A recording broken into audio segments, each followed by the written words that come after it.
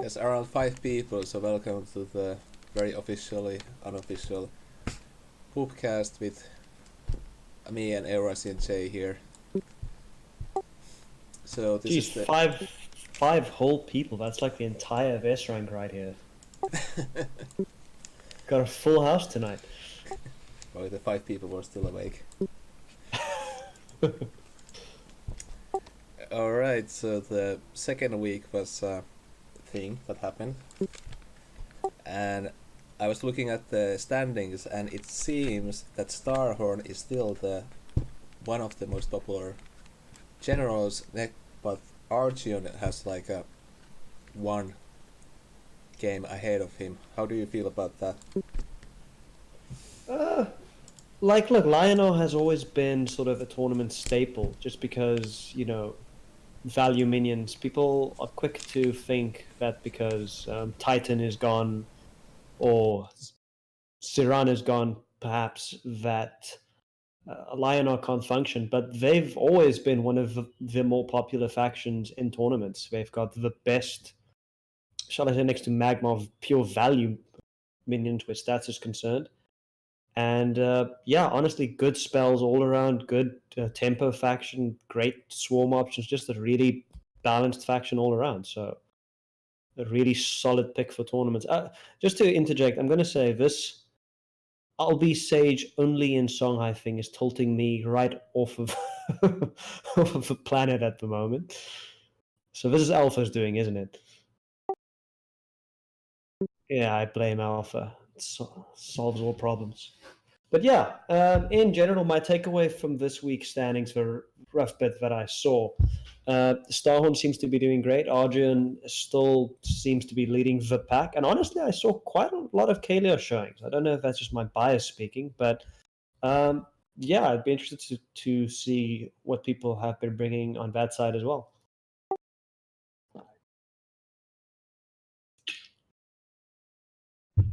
PogChamp.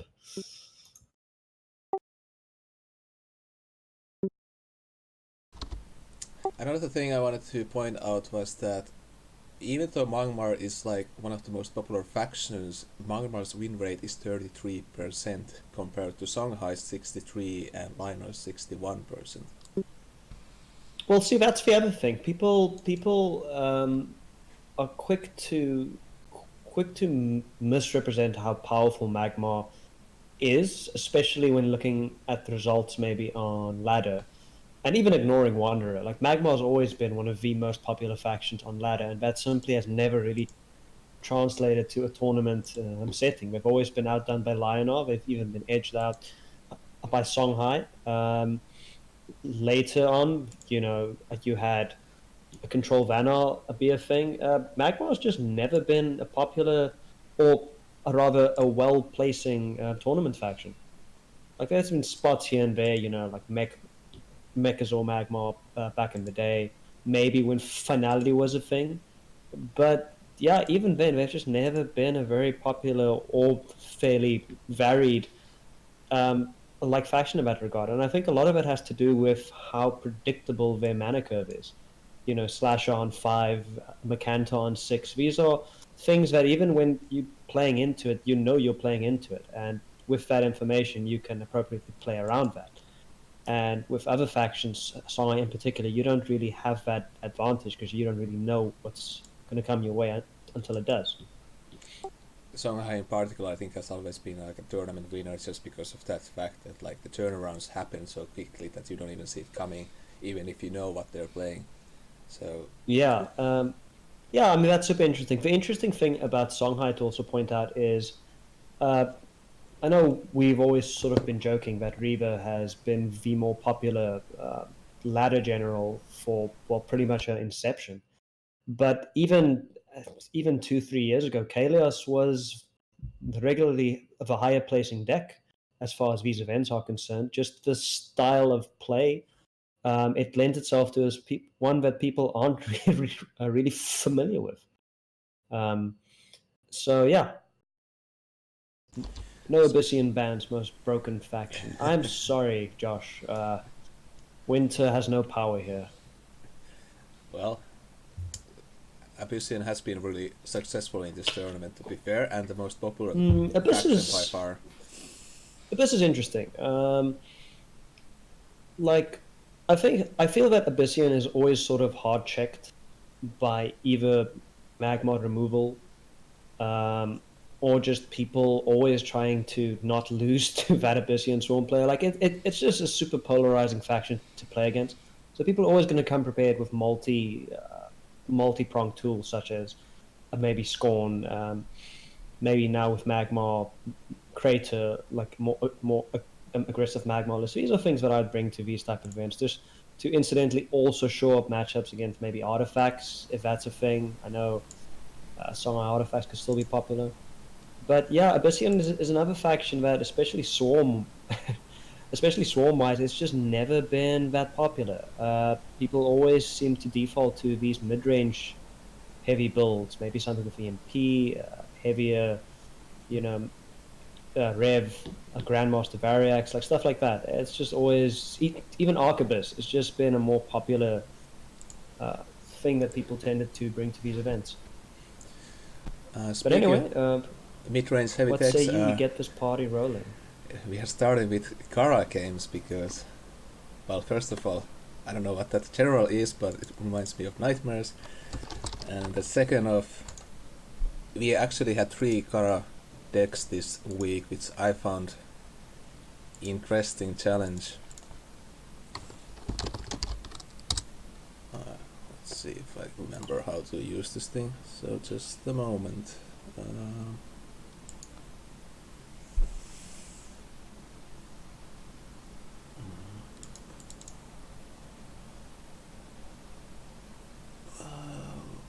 Yes, this is the correct game.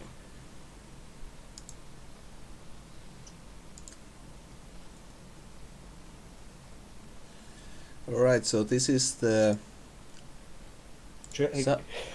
Southeast Asia versus West Europe, and Draco Moriarty versus Muramasa presenting. So, any quick thoughts?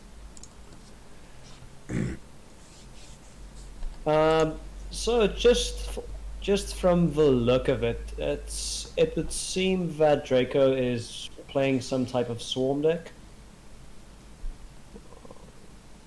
Well, I mean, he's got a bunch of walls, so this could even possibly be trials. I won't know until we get the game started.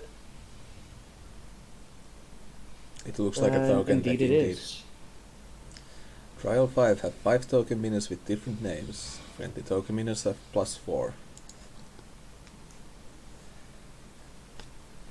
Not quite sure how I feel about this matchup. In Yes. general, Vitruvian has never really been good against swarm strategies.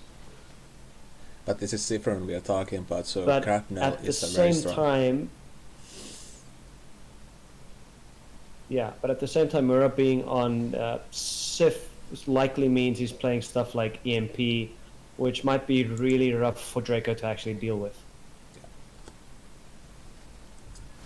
But I think like Zephyrin is like is the only general in Vitruvian that actually has like a flexibility towards its picks, because it's kind of like one of those generals I feel that hasn't really been figured out yet where it kind of fits. So I don't actually know, well, I actually do know his deck list, but I don't actually know what kind of Zephyrin he brought to this game because I wasn't there. Well, if I was Mura, I'd probably be leaning on some form of Scorn or Star's Fury, at least. Yeah. For what I know of him. EMP, definitely. This could even be some sort of artifact list. I've seen him play on ladder quite some time ago. Artifacts makes sense. So yeah, interesting to see what he's brought to the event.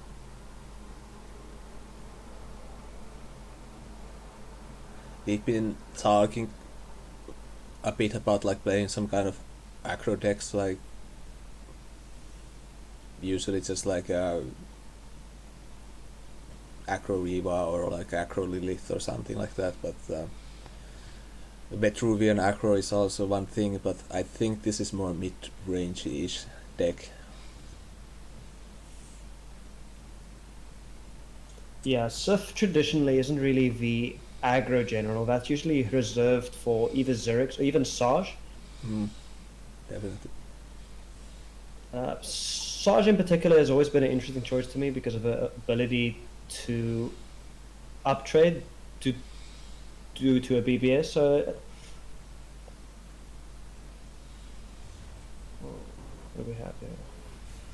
Unaplomb. Sorry, just give me a quick moment.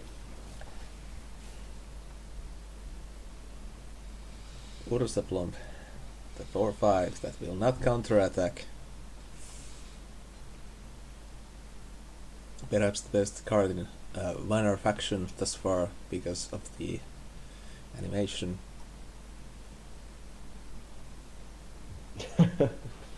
Gotta keep on rolling. Well, just in general, it's just cheap removal. Yeah. And the stats are very nice.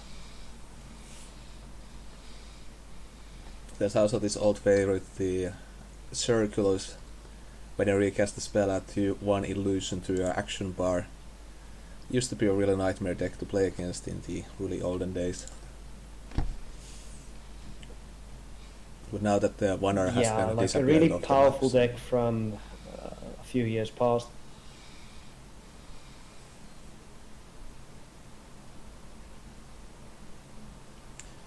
Still, Old Beast got banned, but the Trinity Wing didn't, so times change.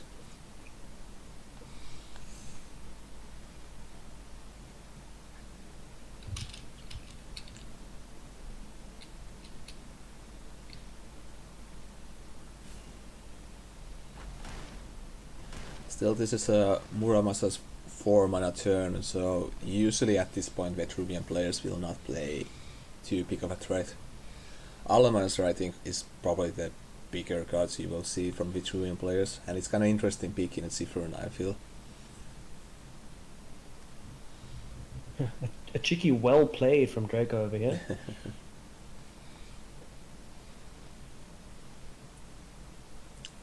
Well, Tracker's hand is really awkward in this position. Honestly, the problem from Draco's side, I'm just not seeing how he's applying a lot of pressure at this point.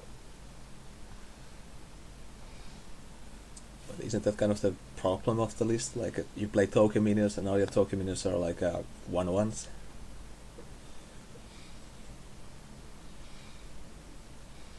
But that being said, a BBS and Gravity Well could be very powerful over here and very tough for Mura to actually clear up.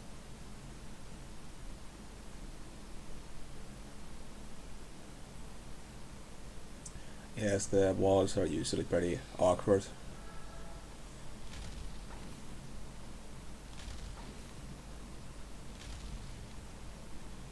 Beyond the obelisks, you usually don't really have that many minions early game when you're Vetruvian, unless you get the column start.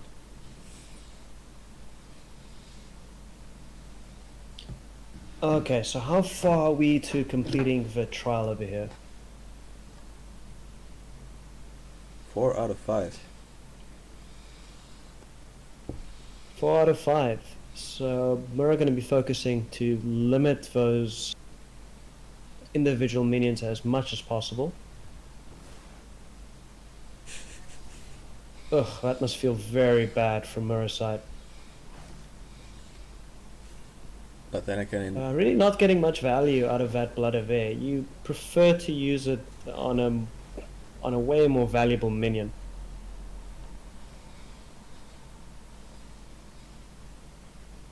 yeah, but if all your opponent's minions are like really not that valuable, then you just gotta go with what you gotta go with. So, and that did bring the trial down by 2, so it could have been worse. But I think Draco will get the trial off this turn, maybe. No, he's 1 man off.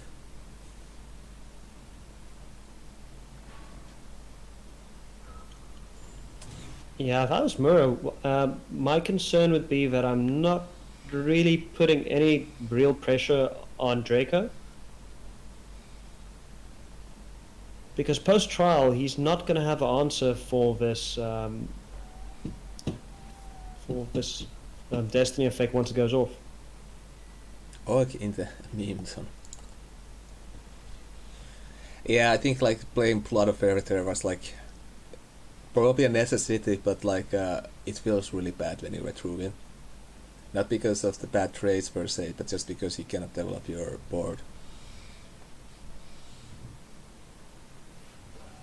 And Crapno, for example, is a 6 mana minion, so he can only play it next turn.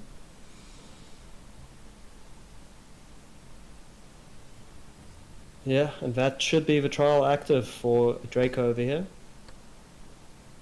It is indeed.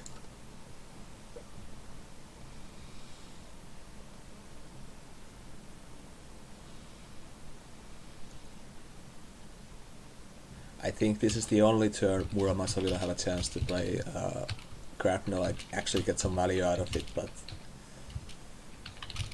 that seems like a dying proposition right now.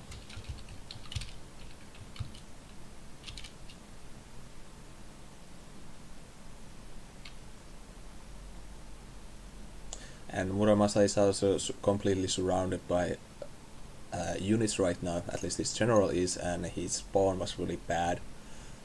So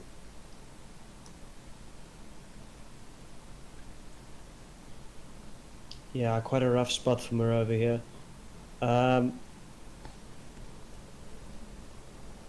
Honestly, I'd be quick to call this game and say this is relatively over.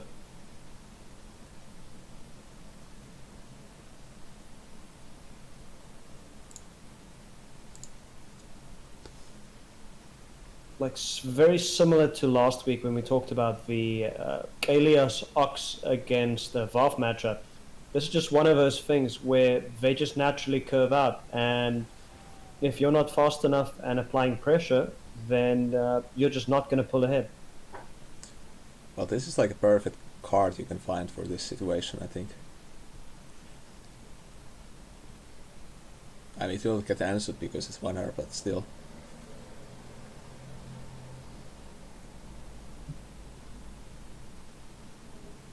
Yeah, but surely this is still not enough, right? Well, he can stall the trial by 1 turn here, but Like if I was Draco, I could. Yeah, if I was Draco, I could even slow roll it. yeah.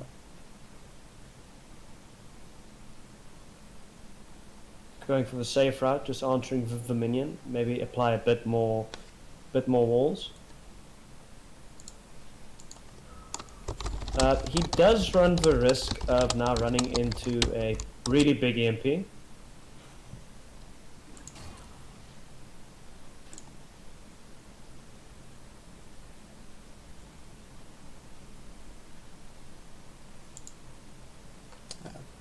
Technical difficulties, sorry.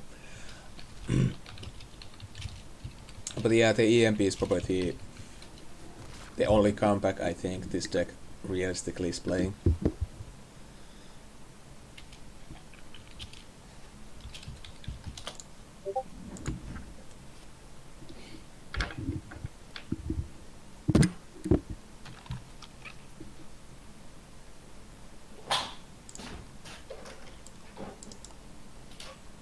The technical difficulties continue.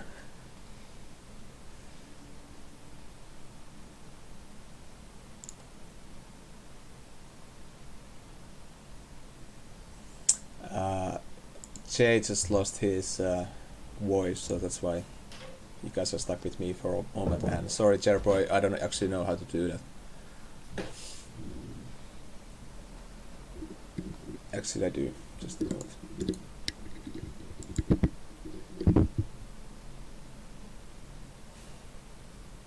At least I used to. Just the moment.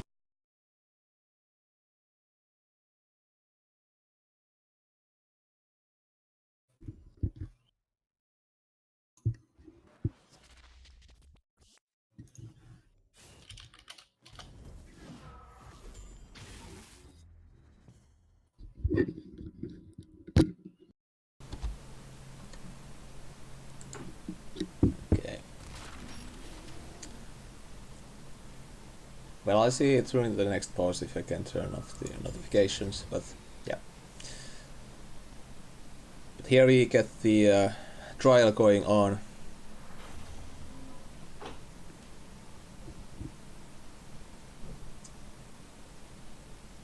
And to be honest, I think this is probably gonna be the game here. Just because of the fact that I don't think Muramasa has the ability to contest such big minions. Like, no amount of blood affairs will do here.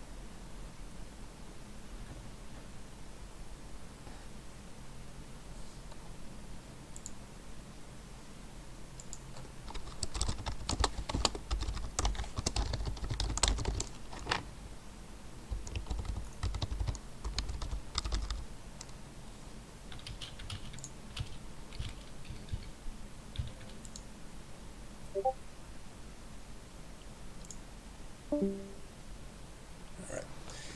He still lost the EurasianJay, but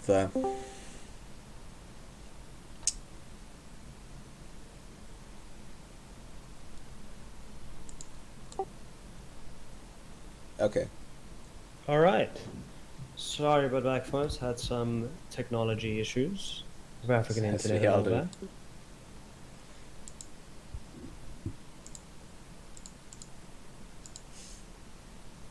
Okay. Welcome back. Oh, Never- what did I miss? Ooh. We had a grapnel action going on, but to be honest, at this point, I think the game is over.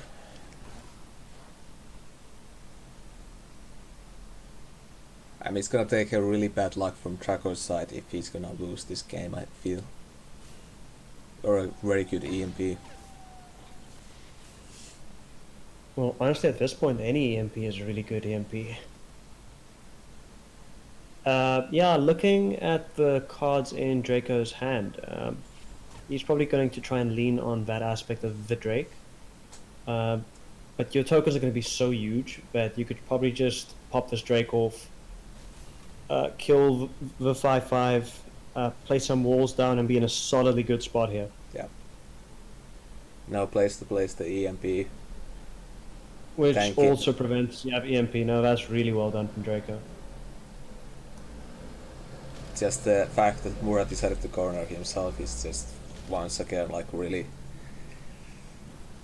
You don't want to corner yourself when you're with Ruvian or any player. Yeah, Mura realizes that's going to be game. Yeah, like look, as I said, this is one of those matchups where Mura really needed to be the aggro deck, and his draws simply didn't allow him to do that. Even something like if he was normal aggro vet might have served him a bit better. He just couldn't put enough pressure on what normally would be a slower trial deck and accurately as well, but he needed to take a more controlling role in that matchup and just play slowly, because eventually, as we saw there, without an EMP coming down, Mura just had no real way to answer any of those walls.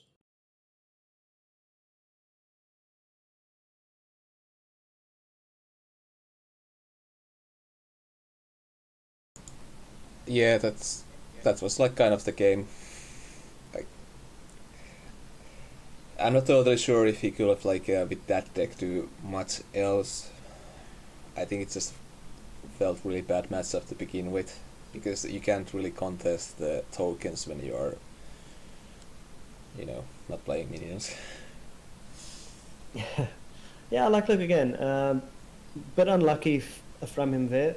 I think a crucial turn was maybe that 5 mana Blood of Air. I'm not quite sure what the contents of his hands was, but getting rid of a single token and maybe rather developing something would have been slightly better. But yeah, that single Blood of Air really cost him a lot of tempo there, and never drawing any EMPs really hurt his chances in that matchup. Alright, so we are gonna have from the same set a different card game. As soon as I find the game. Two cars, what is this, 2016? That's what I thought. Okay. Boop, boop, boop, boop, boop, boop. Here we go.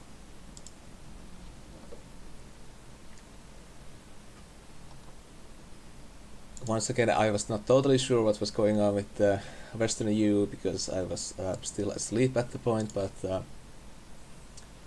I believe this is a vastly different card we are playing now.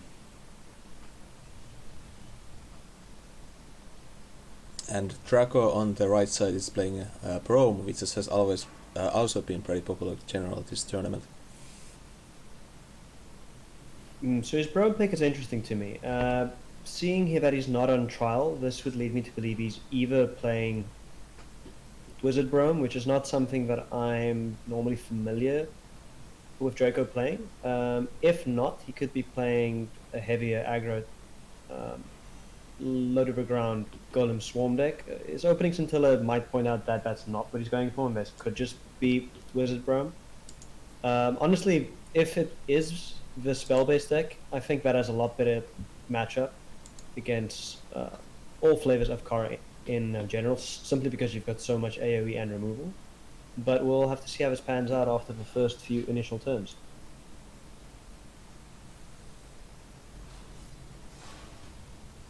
And there's the Arclight, just hit face, as usual. Draco is obviously taking the more aggressive stance here. Yeah, the Arclight is kind of a clear tell to me at this point that this might just be a type of variant or spin on Alpha's Wizard deck. It's interesting matchup. You basically just need to play around Appearance Claim at this point.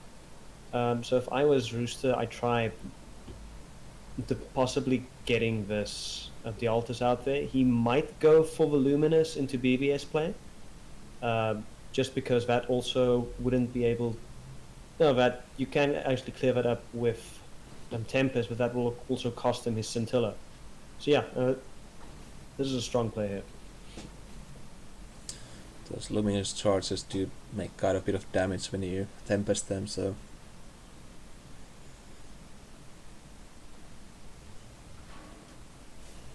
And Stoic Rooster also gets the PPS into his action bar, which I think was the bigger plan here. I think this that's deck... going to be really powerful for a future turn. I think this deck is trying to do the old Prushy Kara thing. Get a Russian mini and just play big minions.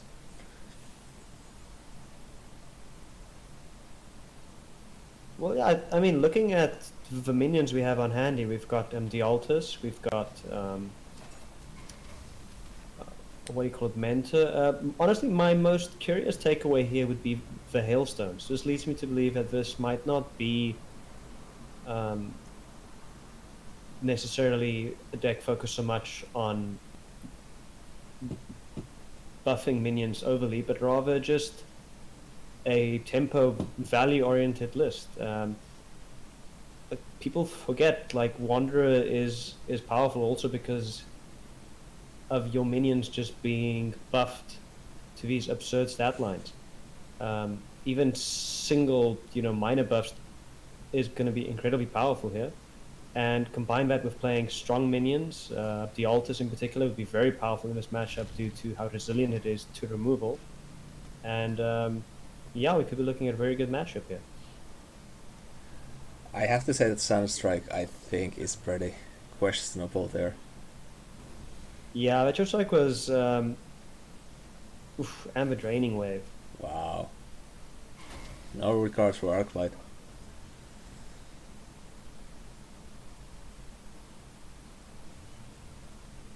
I mean, I think he could have just like held back the Sunstrike and just tanked the balls and just like, done the same thing basically. In this scenario, I'd probably want to get that the Altus on the board, not necessarily also waste my BBS, but at least give it a turn before any real removal can come down, because no real clean answers to this minion from Lion over here. That's where it's coming down, yes. Going for that play. Pretty defensive positioning. Pretty questionable use of the Bloodborne spell there. I guess this is forcing him to go face with the Regalia instead of having another Sunstrike. And a Trinitio from Draco over here. Possible indication that he's just going to try to go face and clear this 6-4. No, Sunbloom instead. That's really good. Yeah, Sunbloom gonna get rid of that and possibly set up a Appearance Claim turn next turn. Yeah. It also gets rid of the extra mana Stoic will kind of with the Wisp there.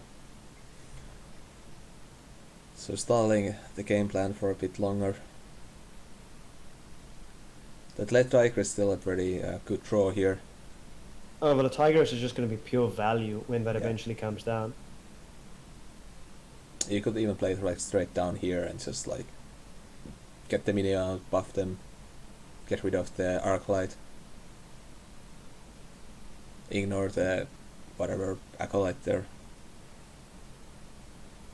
and just go face.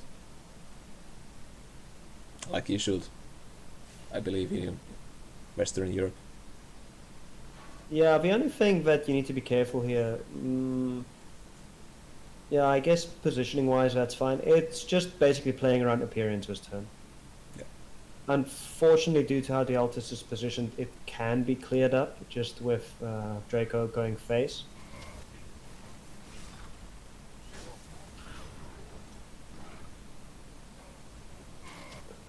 But we are going to get rid of that Arclight over here. And no board for the Pro. Well, being a spell-based deck, it's not really looked to be that heavily focused on having a board. But this is going to be very similar to the last game we saw, where while he can answer this board, it is possibly going to cost him any tempo he had going into his next turn. There's the training wave to get rid of the Duelyst. And Circle of Life. Circle is actually quite good over here. Yeah.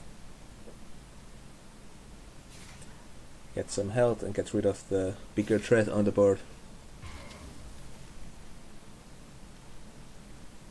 I mean, just getting rid of the Tigers must feel very good there.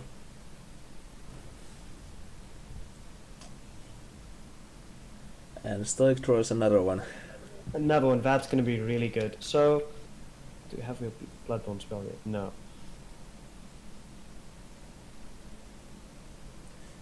So Stoic seems to be in a really good position over here.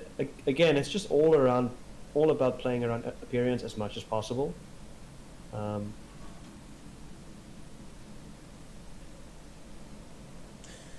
Yeah, but Stoic doesn't really seem to have much of card, big minions or threats to play this turn, so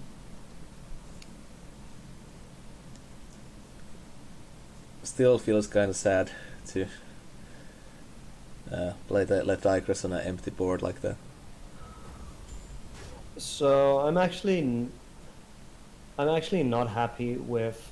Okay, no, that's better. I was going to say I would have preferred if the Tigress was positioned just below Kara, because that would have given the Cub better spawns for you to actually play around Appearance, exactly as we're seeing over here. I believe the discussion at the Discord at the time was like positioning on the left side because you don't want to keep the tiles on the right side on the center column.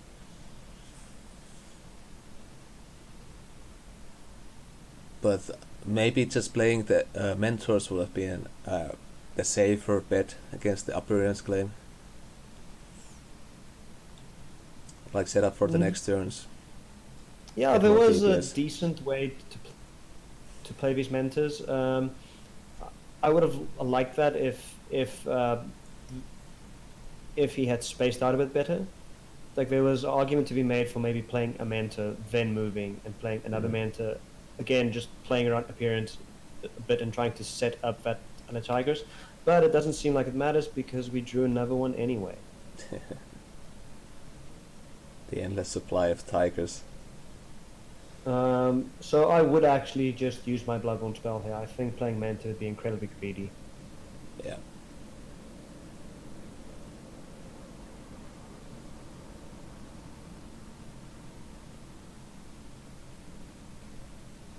Seems like there's still gonna be the Mender coming down. I think this is the trickiest part of the Kara's BPS because like you usually always have minions that fill out your mana curves, but then you don't usually have the space to play your PPS when you play those minions. So. Well, I guess Rooster was also feeling that playing Vilmenta up there allowed him to play around claim and also set up for a future turn. I would just preferred that buff to come down earlier, because that would have, as we saw, just prevented Vakron from getting removed there and possibly drew out some more cards out of Draco, just to mop up those threats. But we're probably going to be replaced here. This is not useful for us right now. Very good frenzy turn.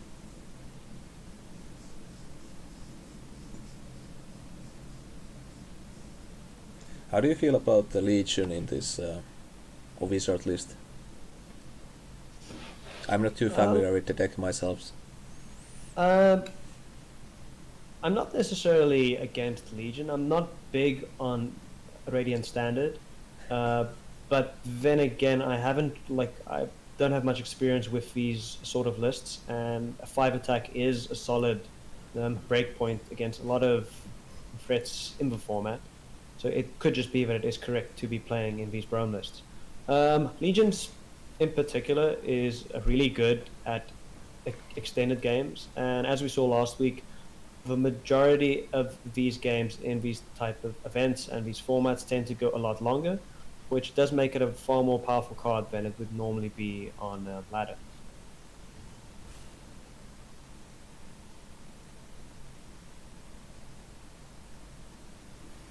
Azure Herald and some healing, and Stoic's hand is extremely empty right now, so... But a fairly powerful board we've got here. But Appearance Claim surely will answer like most of the big threats on the board. So no claim this turn. Yeah, like look, again, the thing about claim is we're heading to a point where had he claimed there, that you could just start chaining a Bloodborne spell and Kron and just sort of running a Draco low on cards. In a way, I'm far more upset at that Trinity Oath, which is going to seem to draw Draco right back into this game.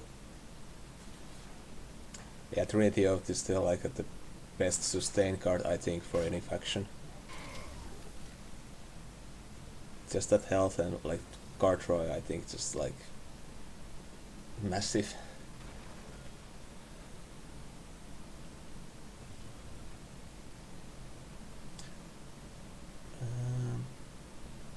So do you go for Kron or Tigress here? You can make arguments for both, I feel.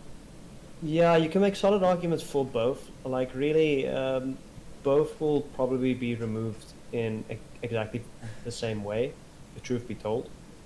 Yeah. Similar stat lines. Honestly, I'd probably go for the Tigress, as I think she's the more proactive and stronger card, which does seem to be the case. And splitting up the minions. The chat is commenting on missed damage and misplays. We'll see how much that missed 2 damage from earlier comes into play as the match goes on. Draco did say that he did misplay during this game pretty badly, so...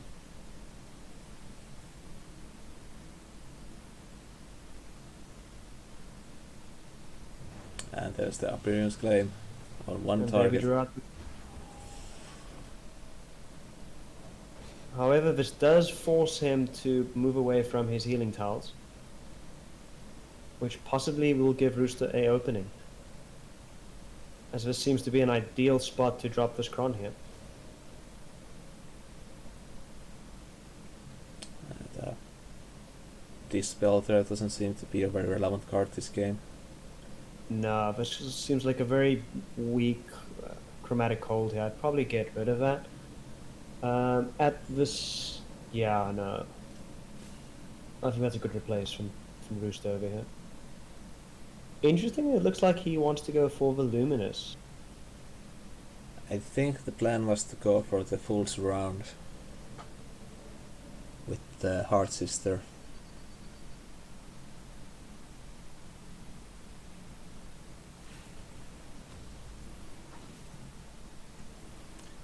And it's gonna be 3 damage no matter what the Braum player will do here.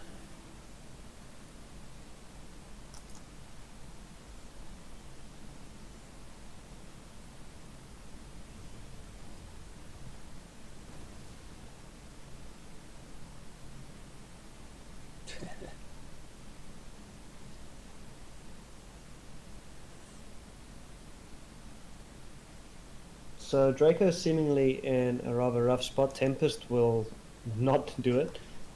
Neither will Appearance Claim. Seems just going to be pulling out a Lasting Judgment to get away from these walls.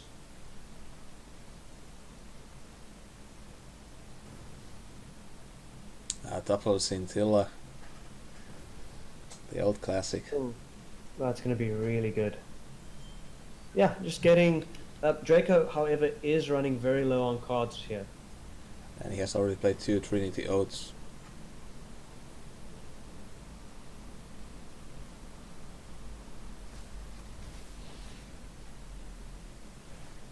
Those Heart Sisters came really handy here to get down the damage and get rid of those Scintillas. Yeah, really clever play from Roost over here, just mopping up those Scintillas and getting around all his sources of healing. Wow, that's very good. I think those were all the Scintillas he had in his deck. One came down very early in the game.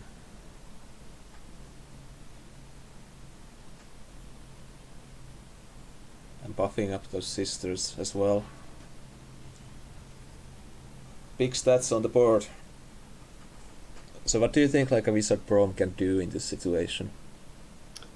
Well, how many claims have we seen so far this game? 2. Only 2? 2. Another claim is going to get him right back into this. Even then, you're pretty far away from... There we go, the Tempest. You're pretty far away from the walls. All those Heart Sisters like, realistically reaching you. But again, Draco's main concern will be running low on cards and just honestly running out of life at this point. Rooster just slowly chipping away at him.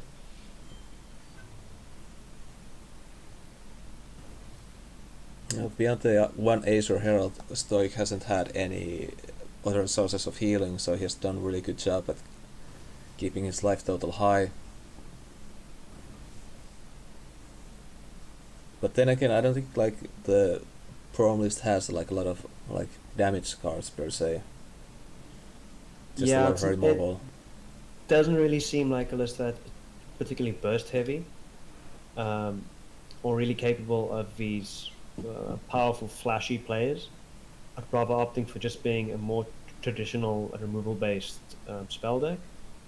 So there's 2 things that Rooster can basically do over here. He can try to clear up some of these minions and prop down these walls, which again is possibly going to spell game over for Draco unless we see an EMP, as Appearance Claim will not be good enough, as that will pop the walls, which will probably do enough damage to see out this game here.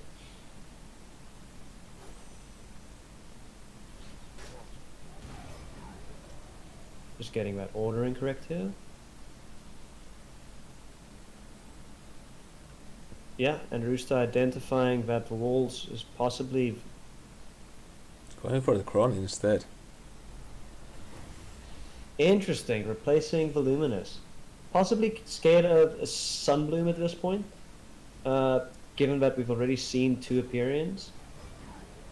But not sure that is correct, as Appearance Claim is going to be get him right back out of this. And, well, another Trinity. Let's see what we draw. There has to be some heavy answers to that Cron right now. Yeah, like Draco just falling behind on the life department. Even if he drew, he basically needs a circle of life at this point just to get rid of this Kron over here. Braum doing the dance with the axes while heavy thinking continues. But beyond the circle of life, is there like any other card that can realistically, swing the board back into a more neutral state? I mean, if he gets lots of legions, I think that might be one. Get a lot of provokes going on.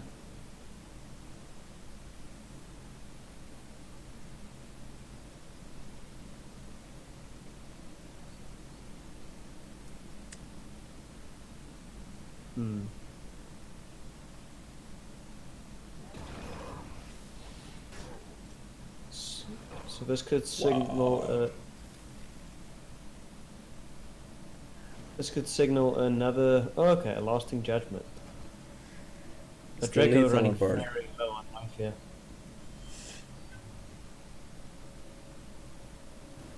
So we're gonna need to see some healing from Draco over here. No, that's not enough, and that is gonna be game. Unfortunately, just playing that old game against control, just running them out of answers, putting minions down, and at the end of the day, too much value from Rooster's side. Exactly. It's kind of interesting because I thought the idea of the Wizard Prone list was that you will, grind your opponent down and not get ground down yourself.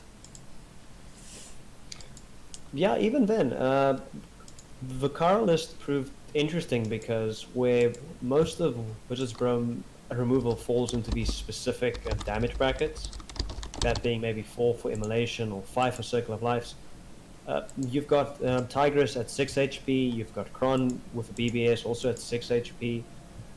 Just very awkward HP points to actually deal with, short of Aperions, and Aperions is just too slow, it proved in this matchup. And eventually, again, just outvaluing the Wizard list in the end here. This is the second game, Brewster. And we are moving on to the second set of the day. So this is gonna be Australia versus the United Nations. And we have Denoobs versus Gosvid, who are both S rank. And fairly new players, I feel. Battle of the Bronze is coming up. So as a South African, unfortunately, I'm going to have to go against the Australian player here. No bias at all.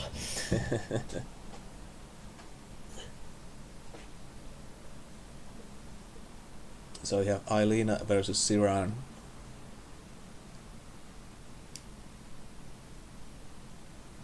I mean, Ailina has, as a general, I think, is probably, after Sarge, probably the worst general out there.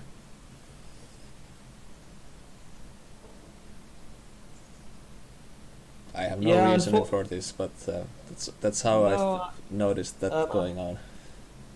I'm fairly on board. Wow, some spicy memes. It seems to be over here. Damn, Glacial Fisher. Yeah, this is just unfortunately one of the cases where you've got a general which really needed another expansion or two to really flesh out its core identity, and just didn't get any of those updates it desperately needed. But then again, Sarge has had like several years of those updates and still,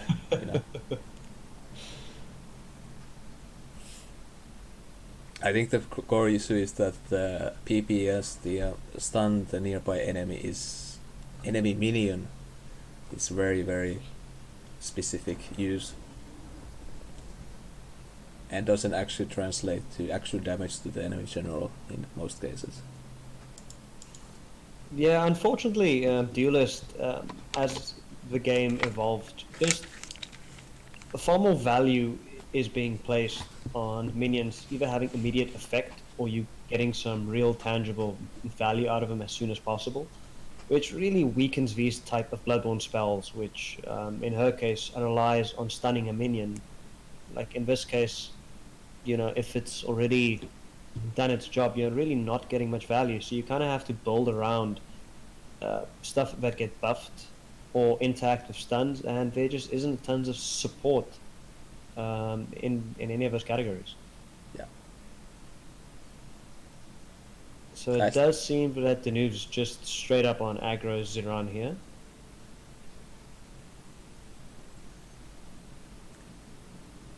There was a ban on the heal lunar, the 1/4 with the healing tile got banned. I believe specifically because of the heal lunar synergy. But I think like Aggro Ziran is still a pretty valid deck. Yeah, ultimately I was very surprised that Gold Vitriol wasn't also banned. It's like it's just been one of those things where it's not particularly that the deck is too powerful in a meta sense. It's just very polarizing to actually play against. Thanks, Norinator. It's 1/3 and it's called Sunrise Cleric. This is a very professional cast. But yeah, I think the Gold Vitriol is the biggest enabler of this deck. But then again, I feel Alpha probably felt that if he banned that card, then Ziran would not actually be played at all. So nothing of value was lost.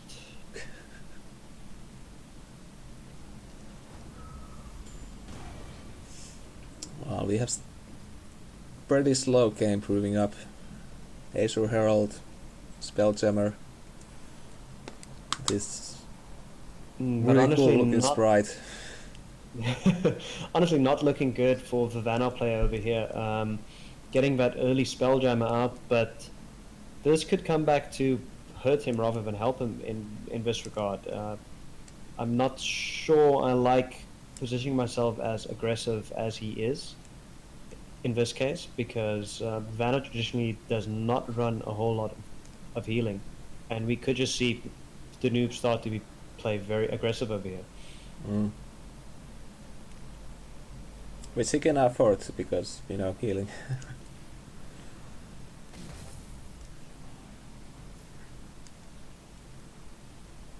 Minions just getting healed up. Alpha said that he felt that Vitriol is a bad card. But he could be wrong. Look, as I say, again, it's not so much about the card and its interactions being powerful, so much as it being an enabler for a very polarizing and largely unfun archetype. But that could just be a personal bias as well. Norinator also mentions the Sunforged Lancer, which is the other big card in Heal Lunar. Getting those attack buffs in is, at least for Vitruvian players, usually very quick way to lose the game.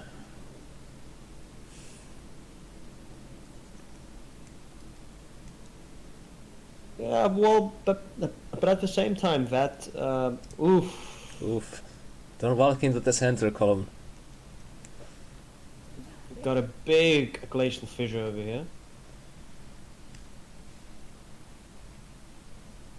I think this is because they haven't played against the Wanderer in a very long time. They don't remember.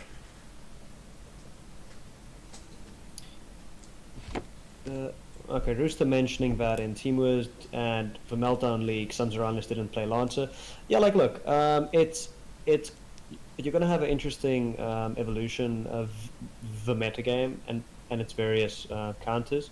Lancer, while being a good card, also just cost you way too many games against Vitruvian with Kanum Ka, just outright destroying you in that matchup. So I can see why it would be less leaned upon. Ultimately, the ban on Cleric, I feel, is correct, as it is one of the main enablers. And really, Vitruvian being bad against Lancer is sort of a poor example, because Vitruvian is it's particularly bad against any value generating threat that you can play early enough before Blood of Air and Reader become particularly active. And Vitruvia is typically very bad against every other faction except Vitruvian.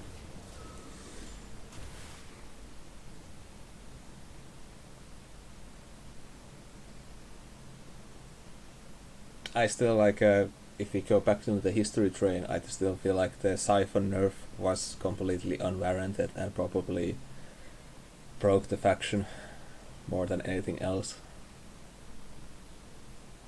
Anything else after that was okay.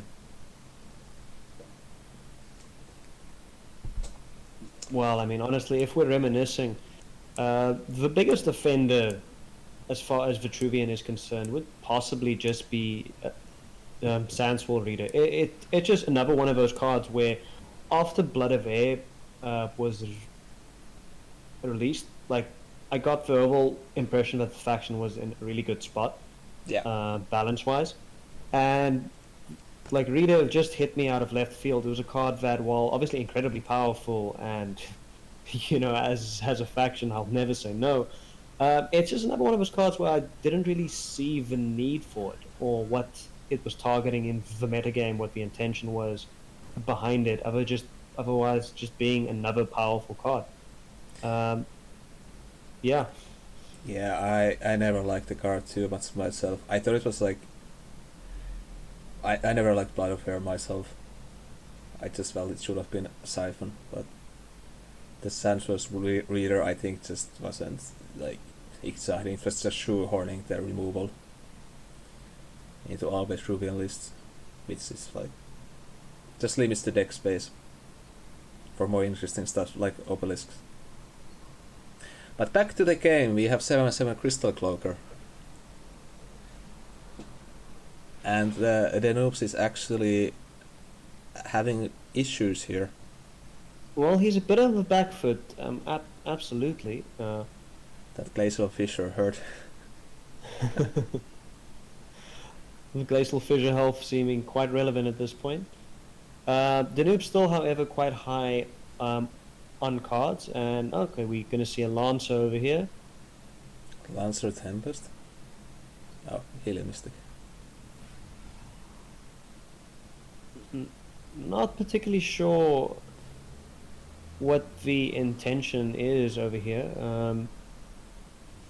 We get a good removal on this Lancer, potential Hailstone on the Spelljammer. You could even potentially just use a Half Sister to get this Jammer right out of here.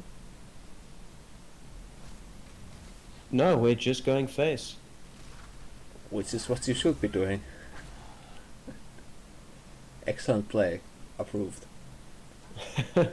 Honestly, I don't necessarily agree with what's happening here. A common way to lose against this particular style of deck is to try to be more aggressive in it, particularly because they run all these heal effects. There's a very real chance that that we could see a answer to these minions, and 1 or 2 heals later, and you'll be in a particularly bad spot if you're the Vanna player in this case. Circle of Life on that Cloaker, and you're like very good spot suddenly. Yeah, you'll just be way ahead. I think that positioning of those minions was just to prevent Cosmith from running away.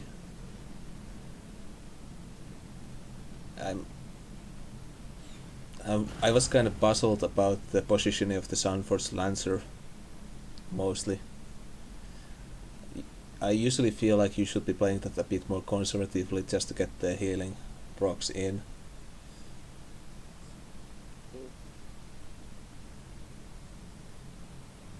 But I don't know, I never played these decks.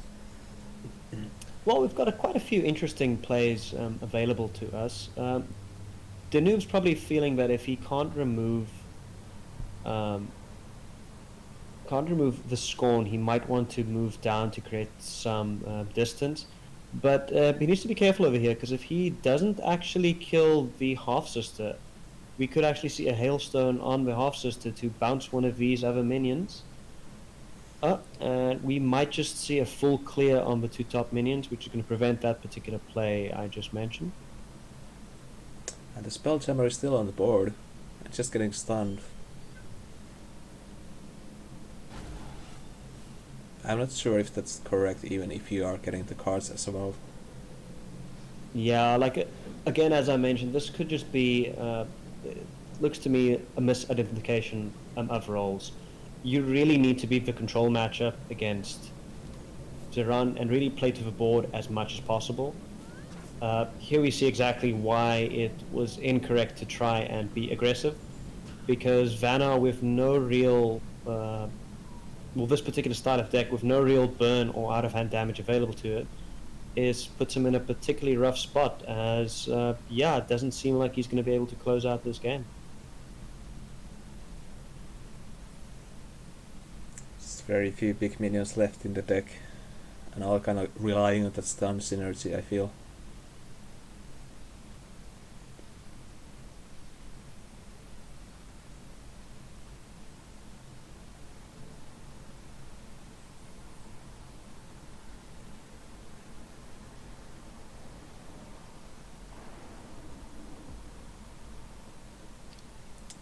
And there we go, we trigger 5/5. But I'm not sure if that 5/5 is gonna amount to too much this game. Like most of the Cosmits minions are very early game favorites, so Well, Cosford is still on a very precarious life total, especially with no healing to speak of. He might just be dead here. Potentially could, yeah, I was going to say potentially could be looking to block off to prevent some damage, but unfortunately he seems to have mispositioned here, as yeah. he is not going to be able to prevent this run from hitting him.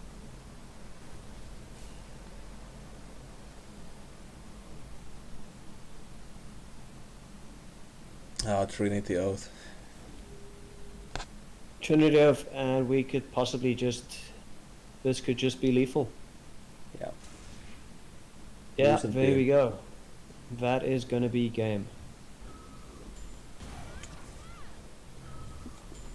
So yeah, here's one of those cases where really should have been playing to the board here, and instead tried to be too aggressive against one of the best decks what we've had the last few years against these type of aggressive decks. Just a really tough list to actually aggro down without also contesting their board, and yeah, so it was punished for. Alright. So, looking at the list here.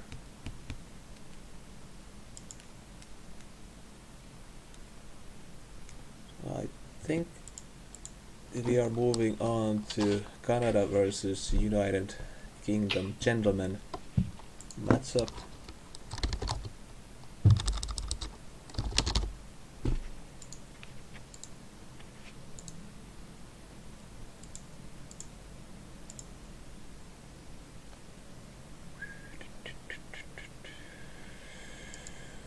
And we are gonna have Alpha Century playing against Cybon. So we get some Riva versus Cyrix action.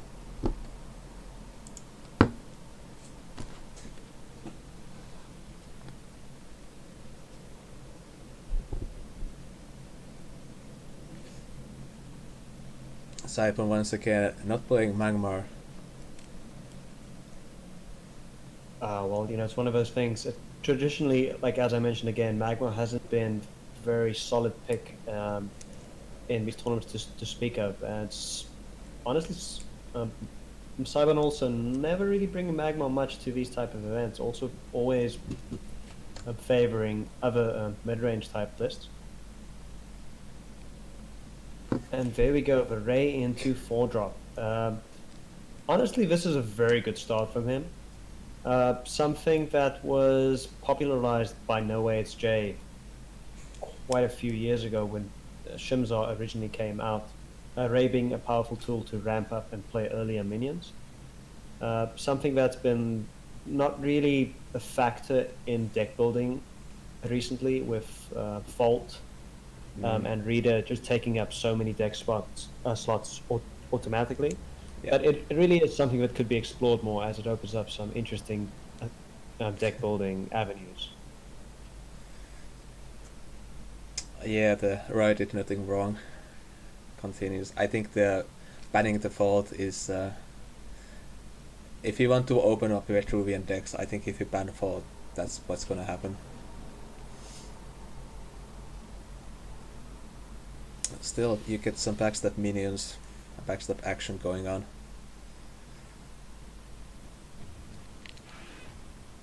Alright, we're going to clear up the Shield Master over here and possibly steal a spell, hoping for something probably like Blood of Air. Even a First Wish would be good. Normally anything like you take, honestly, would be a pure value. Yeah. Not the third wish though. No, definitely not the Third Wish. You have to be too big brained to playing that in the first place, mind you. We got the good old shoulder pads here. Usually the approach I take against Songhai when I play Vitruvian is just to get some big health minions out there, like just standing in front of their face, because I've been told that Songhai struggles with big health minions. You know, you might be right here. See, the thing with Songhai, they're incredibly good with gaining tempo, but they're not traditionally like extremely good at winning it back. So we definitely see Alpha identifying that he's not going to be able to actually deal with this Portal Guardian otherwise, and we're going for the clear. However, this does unfortunately set him up to fall quite behind on board over here. You can see Alpha had to use 2 cards and take some face damage to get rid of that shoulder pads. Sivan could just be going for the First Wish, clearing this bandit, and even running out the Primus. Ooh, that is better actually. Not sure I agree with that. There's an argument to be made for running out Primus over here, but I actually like playing the Dream Shaper and just going up on cards. Yeah, definitely. And if you're gonna play Dream Shaper, why not just play the Minotaur? Get some stats on the board. Oh, however, another Portal Guardian. This is going to be very good.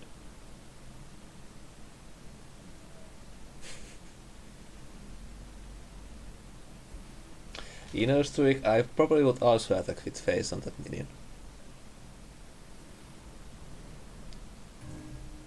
Although not sure I agree with this particular play. I guess it does develop board.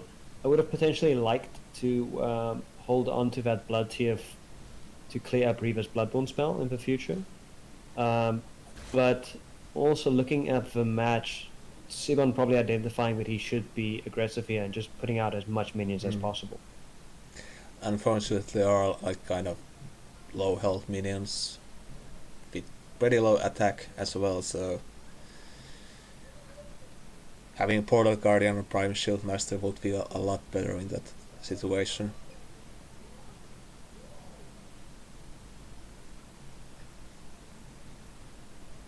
But on the other hand, you kind of do want to keep the Golem Metallurgist alive, or at least on the board, so the Riva player has something to worry about and you have the chance to ramp up into, say, EMP next turn.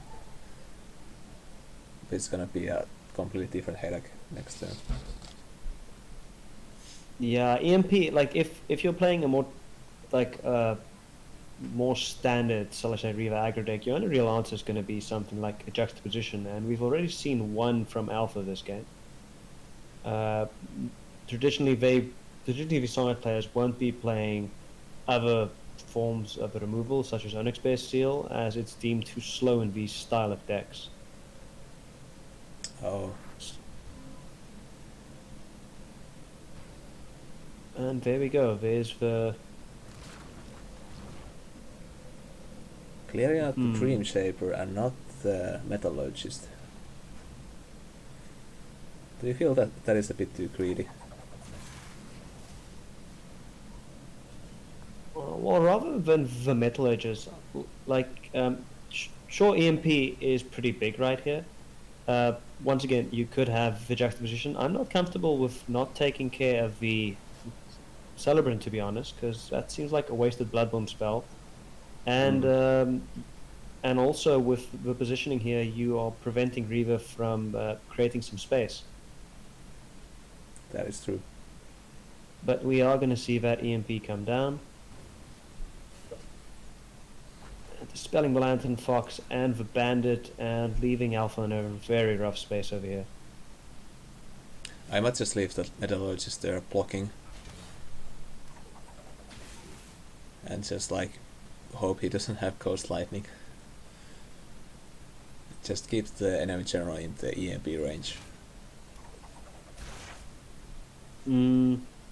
Yeah, I think there's an argument to be made just for going face. Again, the only real removal that you'd be expecting from Alpha here would be juxtaposition.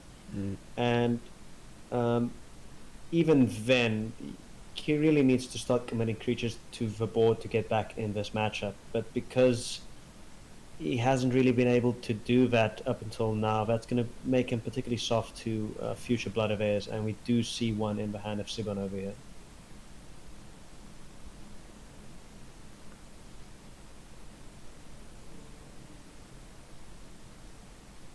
The second wish is gonna be lethal if that EMP is not gonna get rid of the...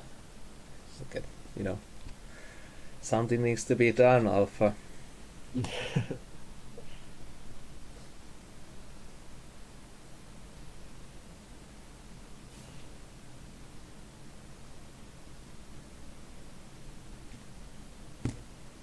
Interesting observation to make, and I honestly don't think that these lists play it.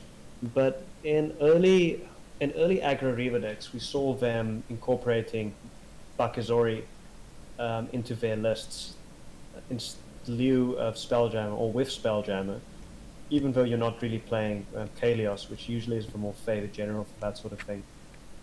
As we see Bakazori come down over here. Be that as it may, it could have been a worthy inclusion to have Flame Reefs in this matchup, as a few turns prior that would have been a really good turn to plop down a Flame Reef with an Inner Focus, which would have almost completely cleared up the entire board over there and prevented that EMP from coming down. So are you saying that Kalios is a better general? In a tournament setting, I would think so. Again, Kalios has a very particular style that he plays to, and it's not one that tournament players are necessarily familiar with, and it's one of the harder deck types to actually play against, in my opinion. Speaking of Kalios, we're gonna just move on to the Kalios game. With Steph Donhart playing against Sibon.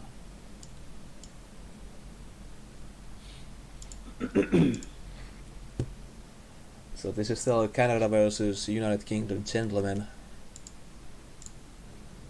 So this would be a Ox matchup again, as we saw last week, judging from this fine assortment of minions we've got going over there.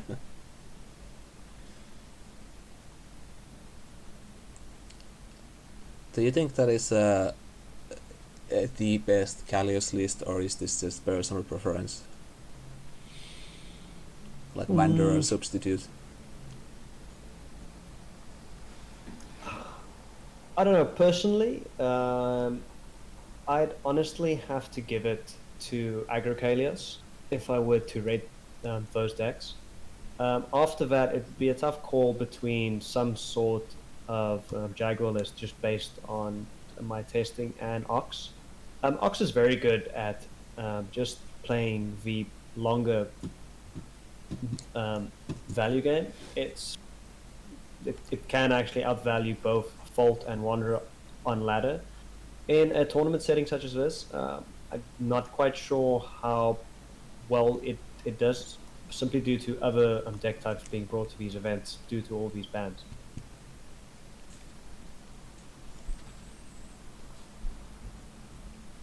We are getting the Snow Chaser phase. This Valtar is a very good start. Very solid minion. Very awkward to get rid of. Might possibly replace this Paragon over here. Yeah, I don't think this Sirix list is playing too many equal health minions. At least early game. Well, we already know that he's playing EMP, so that could be a reason why I'd hold on to it. But yeah, honestly, this is one of those games where I'd say the Kalios is slightly favored over here. You can just backline minions and try to draw out the removal. With Fault being gone and with this not being an Obelisk deck, it could be another repeat case like the Magmar list we had last week, with it just not being fast enough to stop this Kalios from curving out. This Private Shieldmaster is still kind of big boy on the face though.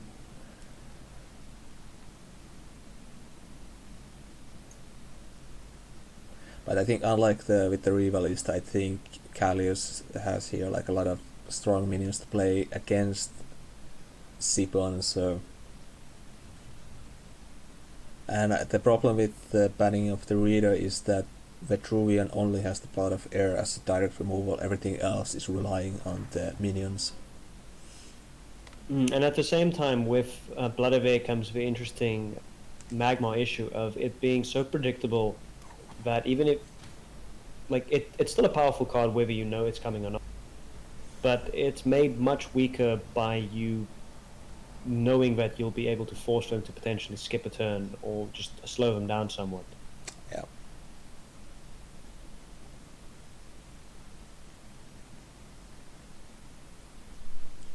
We have the Purgators on the corner sitting ready. It's kind of an interesting card because there was a very long period when it wasn't played at all, and now it's kind of popping up every now and then, like in tournament settings and so forth. The effect is pretty good. It just doesn't seem to ever find the spot. Yeah, the effect is very good. Ultimately, like Purgators, I think is more an inclusion for, a personal favorite. It's not a bad card by any means, but I do feel that there are better cards that you can put in the slot, particularly something like Scorn, or maybe something more multi-purpose, like Shieldmaster against aggressive decks. I've just never been a favor of its RNG nature, given that it doesn't actually have, like 35 is respectable stats for 4-drop, but it doesn't really have fantastic stats, and the effect can be very, dependent on what you draw.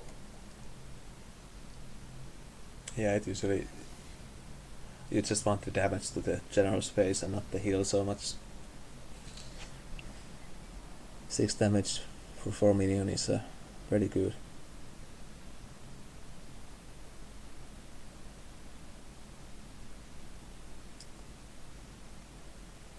But no, So honestly, Steph's still looking really good over here. We should be able to clear up a lot of those minions.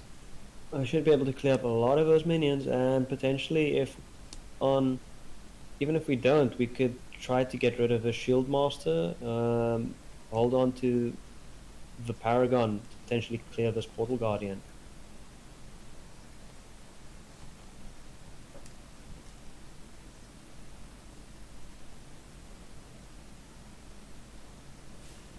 Possibly looking at a blink here.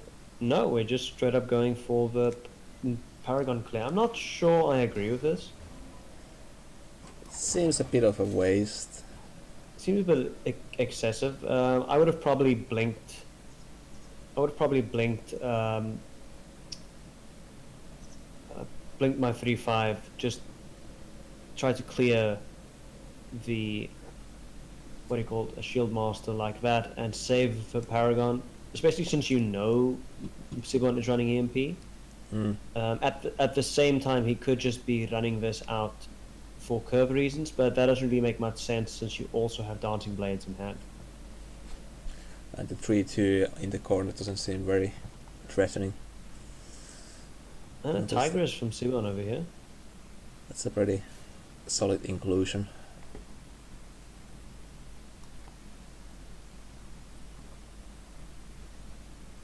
A card that seems to keep popping up in all kinds of lists.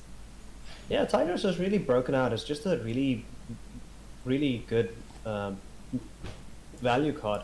Honestly, it's a lot weaker in Vitruvian, especially in this type of list. It seems you really only have Second Wish to make it threatening, especially since it doesn't seem like Sibon's playing a very aggressive deck. So it's not like you can go in and start going face and get those cubs going. So yeah, it's just a value range minion in this instance. The threat that Sibon has in this case again is it just seems that he's not applying enough press and is allowing Steph to just curve out.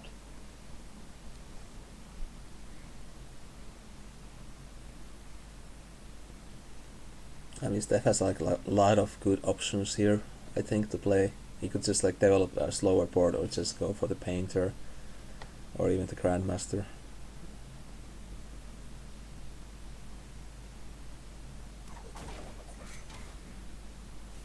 I mean, all those cards would be very difficult for Sipon to answer.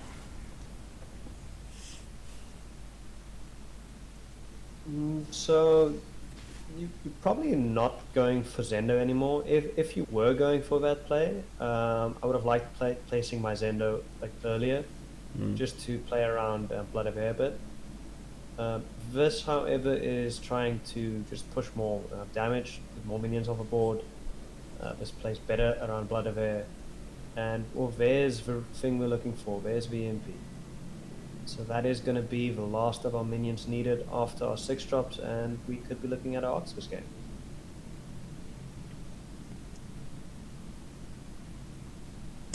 Looks like maybe Second Wish on the let Tigress get rid of the Tar, kill off some of those minions. Yeah, there we go. However, unfortunately, with this EMP here, it does not seem like Sibon's in a good spot at the moment. Oh, he's just going face.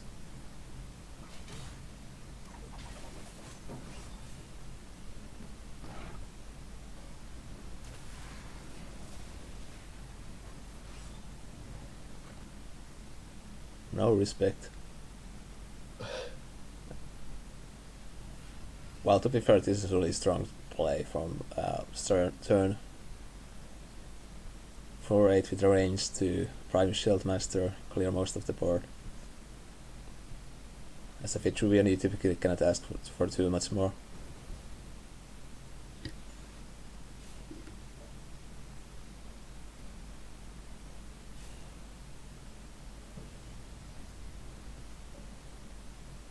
Alright, so we're potentially looking at Ox next. From Sibon's side, I'd really be looking at hitting a Blood of Air here, because he really needs to start being as aggressive as he possibly can, as he is on a real clock. It doesn't seem like he's got the Blood of Air in hand though, so that could be problematic, as it does mean that we possibly get to resolve this Painter or even a Zendo unchallenged here.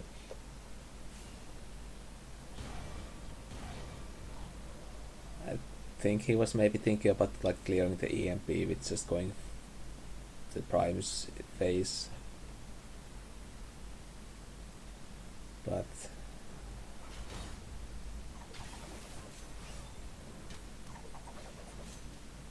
this is really bad for like Sipon. Like, this is game losing.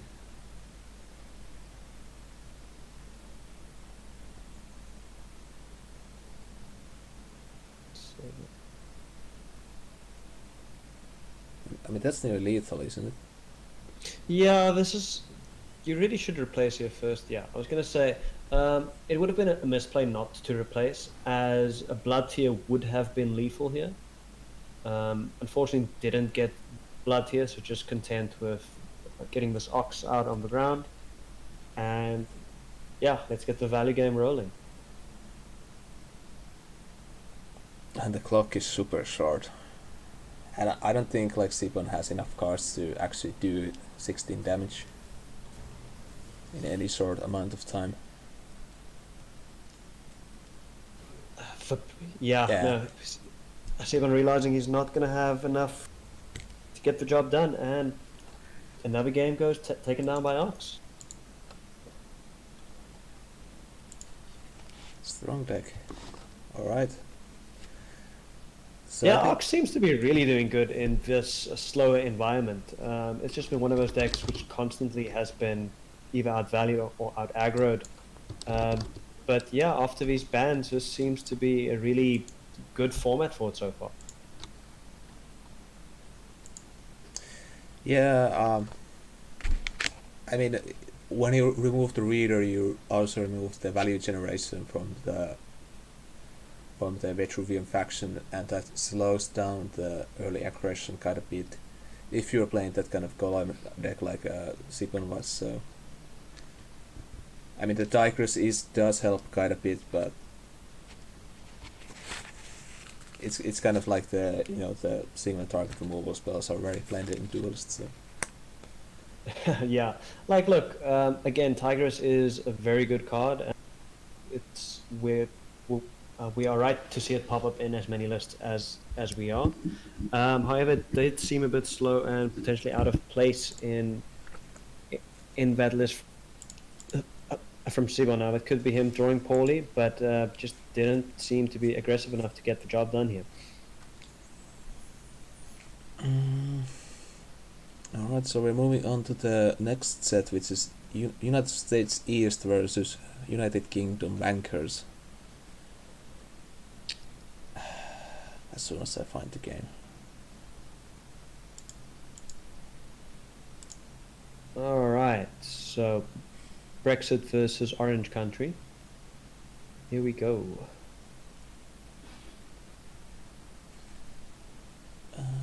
Okay, I think this might be the game. Yes. Yes, this is the game. As a funny side note, this set went 5-4, so and one of the games had to be redone, so these people played 10 games. And I think Kieran was the only one representing United Kingdom Bankers, so long day. Well, Kieran is a very good, well-known tournament player, so we'll see how this goes. Seems to be playing against Trial this game. And an early Kajada to start off with. An incredibly powerful minion here. Possibly need to be careful. Ooh, I'm not a big fan of that positioning right over there. This does leave him quite soft to a potential turn to a Lava Slasher. So are we going to see this from Kieran over here? No, it doesn't see. No, wait. Could still happen. There we go. Punished. Wow. Honestly, unfortunately, the Kajada really showing how powerful it is there.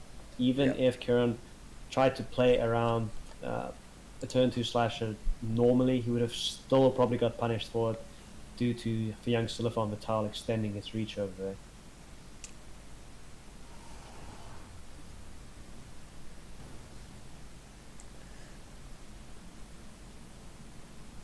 I also wanted to mention that the United States teams actually have not won a match yet. Even though the United States East, for example, or the West has pretty strong players in the team, like Bright Guy and so forth, Seedy.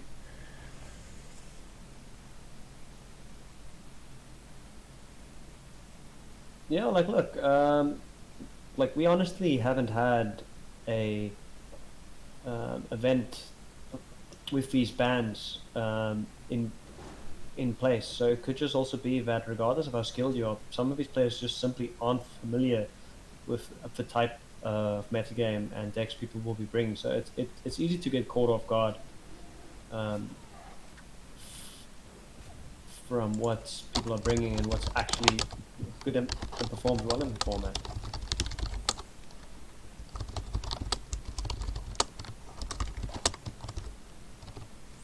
Sorry about this scene for getting, we're very professional here.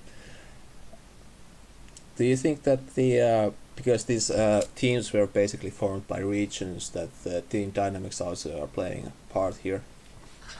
You have more experience with team wars than I do. Like, look, honestly, the team dynamic thing gets like overplayed a lot. I think a lot of it comes down to how familiar players are with their own decks and what their opponents are playing. Obviously, having experienced players be able to give you advice on the go is incredibly useful. It can also be incredibly when they might not know your deck like as well as you do. Mm.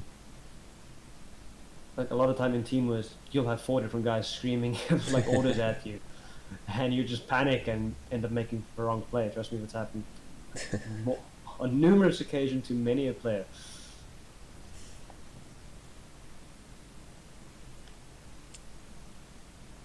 But yeah, Alpha Boy not looking to be in a good spot over here. Absolutely not. Playing double priestess without procs is like, wow.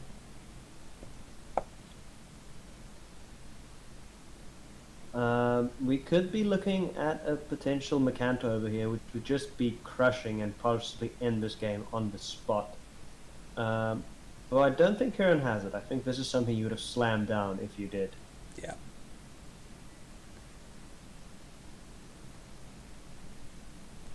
I mean, that 9/9 going to face is pretty devastating. I mean, I think that's like near game ending in itself, because Alphabet is playing the Myth list, so not being able to use the PPS so freely is a big deal. Okay. You could be saying Elucidated Dietide instead. No, Go face. Go face. Don't! No! Not like this.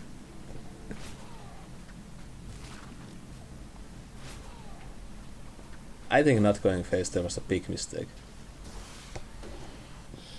You could have like 16 damage there. Again, this is one of those situations where unfortunately you have to respect the ability to pull off like 1 or 2 draining wave, 1 or 2 what's this, the 1 mana healing spell they have available to them, and just still hanging around. See, it is correcting me that 9/9 couldn't hit face there because of the spawns. Yeah, now that's another thing. Even if you try to clear up some space, you do risk having the blood tides just ultimately blocking you off. So ultimately, I think playing to the board is still correct in this instance.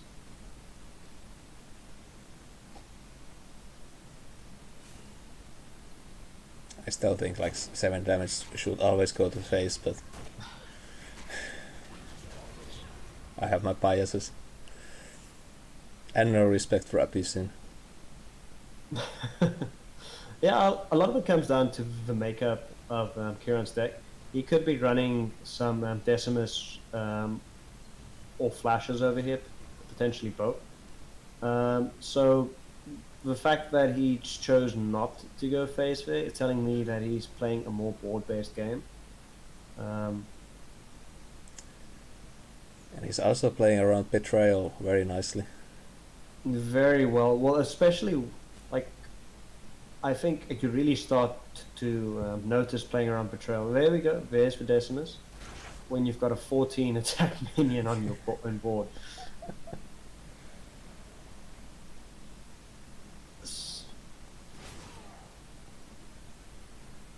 Another thing worth mentioning is Starhorn's Bloodborne spell becomes a lot more powerful against these trial decks, as traditionally, even on ladder, Wanderer, these various trial Bromes, trial Mave, they tend to have easier times of having hands stocked, which is going to give you more value on your Bloodborne spell, as you won't be actually drawing very many cards. However, this is potentially, I'm not a fan of this positioning. I'm not quite sure why you would play into Betrayal like this. Yeah, I think that was kind of maybe a last minute panic decision, because I saw that he was thinking about going straight back, but he was walked right next to Decimus, but then he moves the 17 minion next to him, so...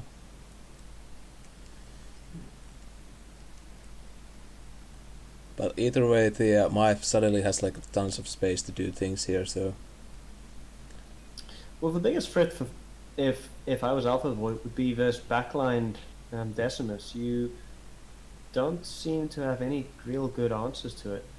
And yeah, that's a really big concern at this point.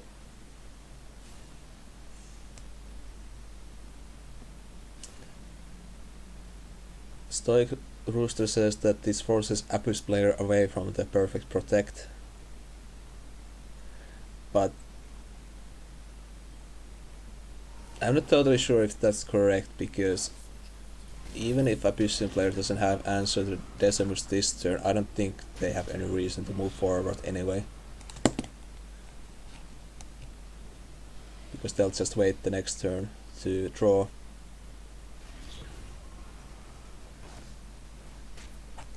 I mean, Punish is very active because of the damage on the Decimus. But yeah, still, this is still likely, yeah, you're just in a very rough spot if you're Alphabet over here. Like, leaving a Decimus multiple turns on the field, and Kieran also identifying that, yeah, you could just, like, stay away. Yeah.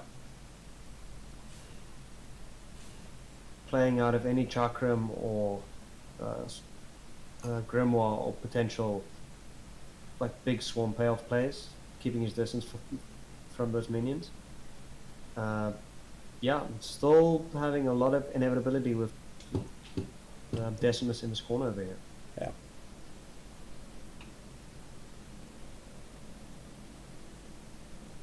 Well, if some of those minions survive, he can clear next turn the Decimus with the Tiger Chakram play, which is probably what he's setting up now. And he's still healthy enough, so if there's no like a super combo right off the bat from the Starhorn players, so that still seems like a valid option. Well, it doesn't seem like Kieran has got a particularly good hand. Him just passing back for the previous turn shows that he doesn't have much to actually play. Yeah, and Alpha just gonna preemptively equip that artifact. I'm not quite sure I agree with that. Oh, we could be looking at another Decimus over here. Oh, yeah. That's really bad. This is brutal. Punished. And Spikes will probably just outright end the game.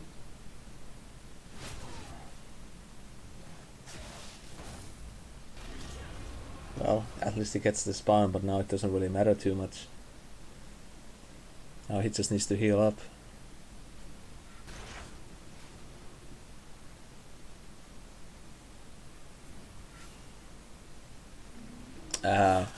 Even the Lava Slasher coming for the kill.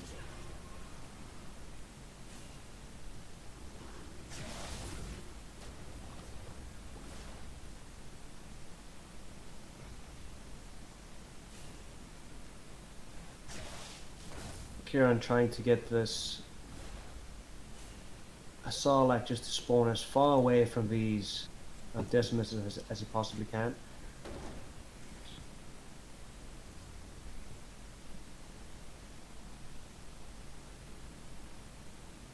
really good positioning over here, as he also, in such a way, intentional or not, that there's no real way for Alpha Boy to reach this 6-5 Decimus with this Tiger over here, which probably would have been a play to consider if he could do it, as that would have let him clear both of those minions.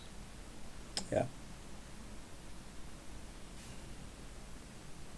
However, this is looking to gain him quite a bit of life. Yeah, and he might bring down Starhorn low enough that he can maybe finish off next turn. Yeah, this dancer is really good over here. Ultimately, the way Kieran has been playing, it doesn't seem like he's got a Macanto in hand, so possibly will need to have drawn into that. Potentially has another slasher, would be his third slasher of the game, if I recall correctly. But yeah, really powerful dancer that we have over here. Just going to gain a ton of life and setting up the potential Tiger play next turn to mop up that last Decimus.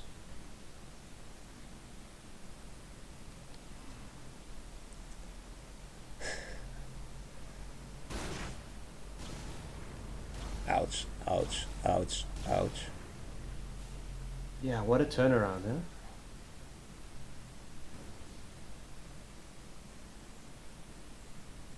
But still, the Decimus survives. So the question is their combo going off?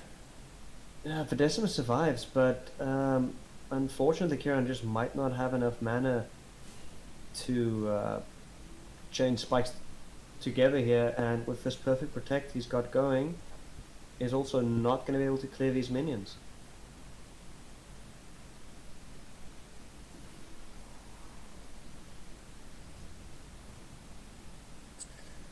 Yeah. Well, now the Decimus is perfectly protected, so even with a good spawn, but still. Well, it does look like Alphabet Boy has a removal forward in hand. Potentially could clear up both Decimus and this 27. No real reason to. Visionar is not a threat or factor at all in this matchup.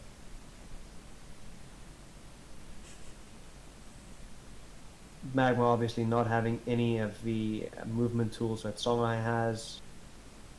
So yeah, I don't really see that minion ever getting close to Alphabet Boy over here. Yeah, I think Norinator is saying that if you Necrotic Sphere, they're your own minions, and then go face with the Tiger, that's lethal.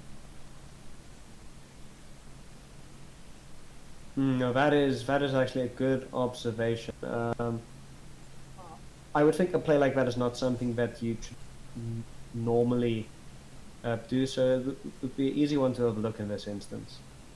Actually, you could just hit the Sarlacc and just Necrotic and you're done this turn.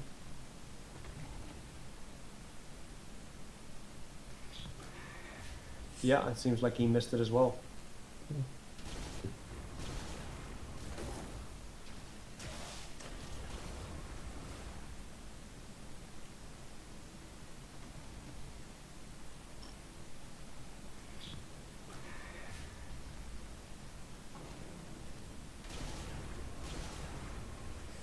Still, I don't think that's gonna give Kier much of a comeback option here. No, unfortunately we're going into a space where Alpha Boy just recovered too much life. Just wait. Oh, that Tectonic Spike is possibly going to be game over for Kieran. Yeah. There's the concede. Very interesting game. For large parts of it, I'd say the Starhorn was clearly ahead. Maybe could have played more aggressively early on. Although I still think it was correct to play board with the information that you had. Yeah. Okay, so let's see.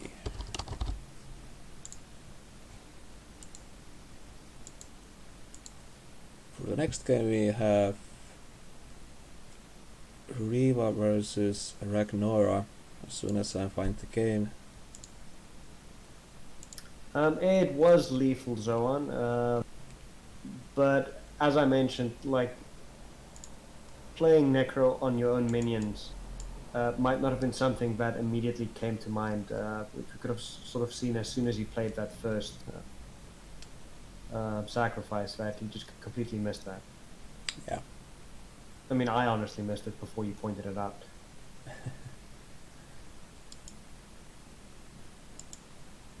Duelyst is a hard game sometimes. I think he could just move the minions so like the Wraithlings to go into the 9 surround.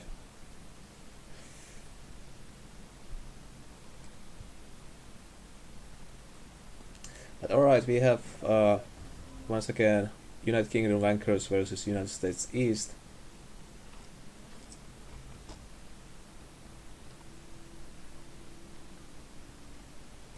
Alright. Very powerful opening from Valhalla over here. Seems to be a traditional egg style deck. The loss of Lance is likely something that is not being capitalized on by enough players. I haven't really seen any of these type of Songhai decks. Now this could just be a different deck altogether. Play stuff like, say, 4 wins, for instance, which would be very good in this format. Take it a bit more slowly. Yeah, like, look, I'll be honest with you. Other than some of the wacky decks people have been building, very few regards has been given to how the format has actually changed. A lot of people are just sort of swapping out the good cards that we lost with some slightly better cards, you know, given the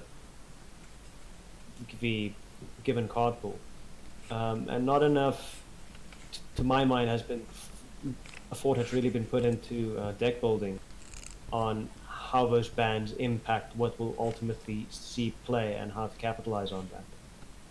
Yeah, I think Starhorn usually is kind of like the shoehorn general because he can kind of fiddle around with all kinds of decks with him, which I feel might be one reason why he's been so popular this tournament.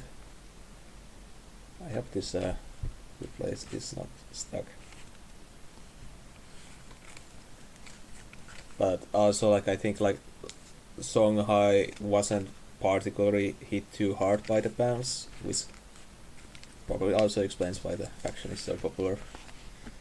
But like, for example, Vetruvian, like the second least played faction after the Fault ban. And unfortunately, I think that's like underrating the faction by kind of. I think it is. I'm quite disappointed to not have seen any obelisks or even Sarge. No, I don't particularly think Sarge is good, but I do feel that factions should try playing towards their strengths, and all I've really seen from the vet lists so far is, well, good stuff decks. Yeah. That's not really playing towards anything particularly powerful. That's just trying to eke out some value. And at that point, I'm just not seeing much point in playing the actual faction. Yeah. You just play Songhai. Kallius. Yeah. I know, like even Vitruvian, like you saw Brome, you saw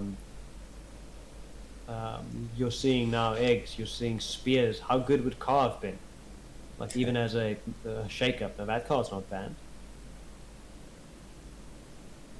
I think a lot of people feel that when you don't have so many dervishes, like the Ka is not just playable anymore, and well,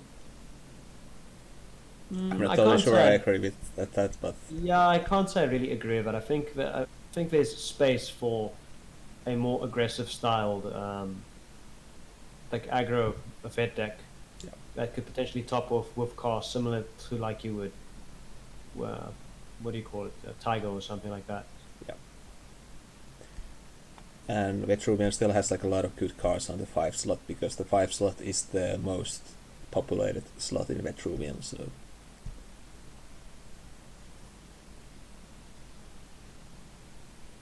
so tricky turn from Valhalla over here. I'm not quite sure.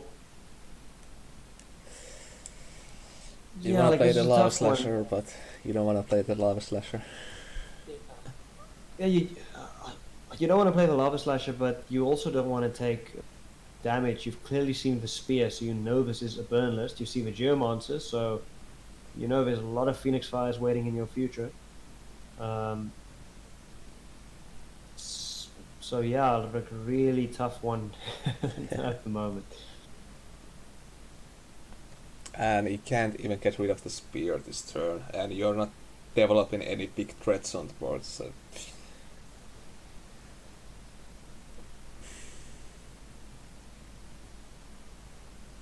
that's a good point, Sohan. Move down to Econtile Slasher and concede the Thunderbomb.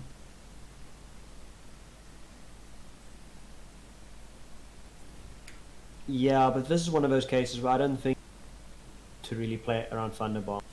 Yeah. I don't really see how you're afforded the opportunity to.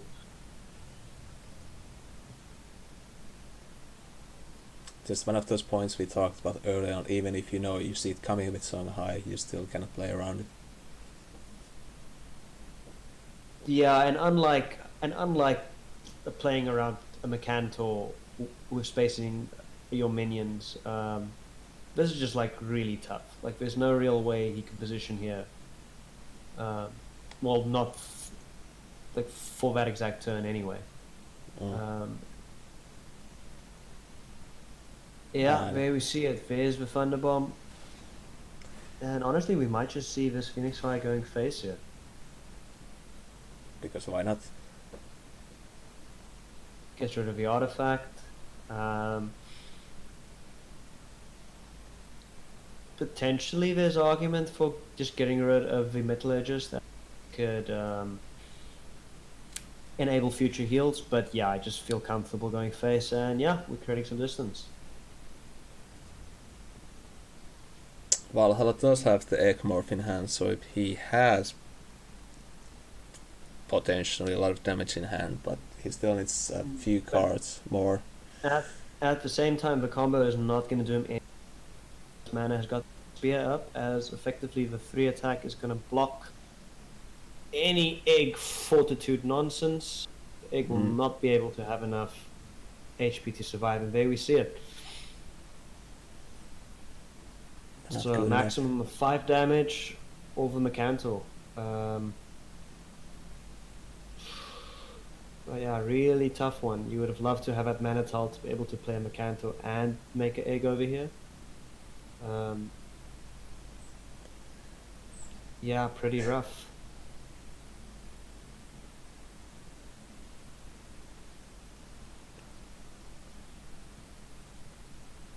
Yeah, if I'm Valhalla, I'm actually not quite sure what to do here. You can't really, you can't really pull off your combo now. You're just gonna throw cards at the wind, and for what, 5 damage? And just playing Mercantor feels really bad as well. Yeah, Mercantor feels really bad, but ultimately, yeah, okay. I'm however not quite sure why he positioned the Mercantor the way that he did. I would have just left it to body block, to be honest. Yeah. But I think he just wanted to get rid of the artifacts, so he might potentially have the combo next turn. Well, I mean, I guess this plays around Thunderbomb. These lists play Gotatsu as well. And this could set you up for more damage, because honestly, you could just have a bunch of Phoenix Fire and a bomb. You know, and you could be looking at a lethal turn over here.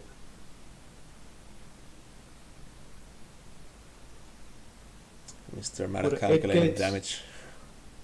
I mean, 8 gates and 2 Phoenix Fires is going to be a lot of damage.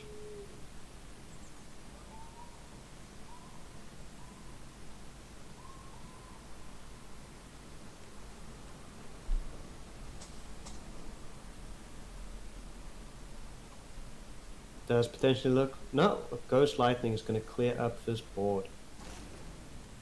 Back into the corner. Yeah, if I'm mana, I'll just back up. You don't even need to back up all the way.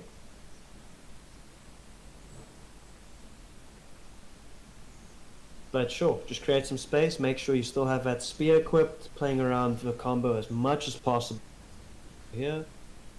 That spear has been equipped from the turn 1, I think. So this has been pretty rough game for Valhalla. Yeah, ultimately this just looks like he's not gonna make it. These, like, Noralists don't really like run much in the way of healing either.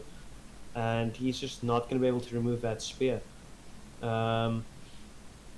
It's a tough one. At this point, you might be. Oh. Yeah, at this point, you might be tempted just to pull off the combo, just to get rid of that spear and to stop any damage. But again, I'm not seeing what good it does you. Like even if mana had, say, 2 Phoenix Fires in hand, and you get rid of that spear now, you still have that extra 2 damage in this Rockodoptera that's standing over here. But you can clear the board here with the Creator Yeah, no, Force, you're gonna. The correct play is probably just going to clear the board. We're going to clear the rock, then move, clear the spear, out of range, just playing to out as much as possible. Unfortunately, not much in hand to really do next turn either.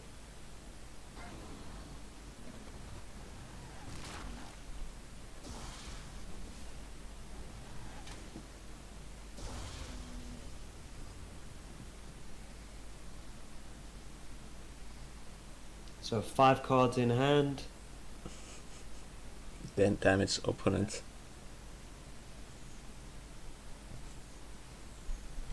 I get the calculator out and start calculating. Oh, that's rough. That's pretty brutal. Province Magi and Kotatsu shenanigans.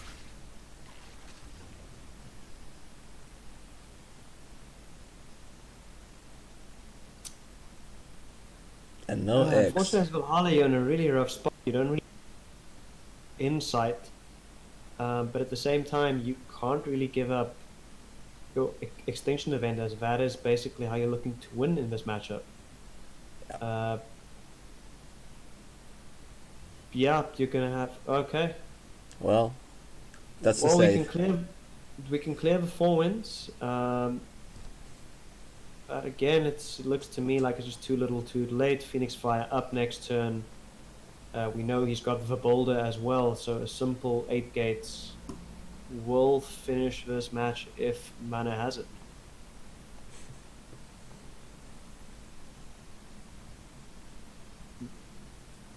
An unfortunate game where you just kind of have to, hope the opponent doesn't have it.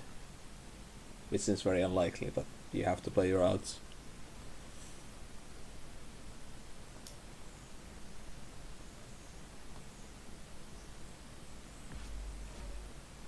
Yeah, mana playing what hasn't really been a as popular deck type on ladder, but it's also one of those lists where its ladder success might not be an accurate reflection of how it does in tournaments. I know in the Meltdown League, it's been particularly powerful, and it's just been a constant Songhai staple the past few seasons. Just a really well balanced control list, a lot of burn. Yeah, and that is going to take the game.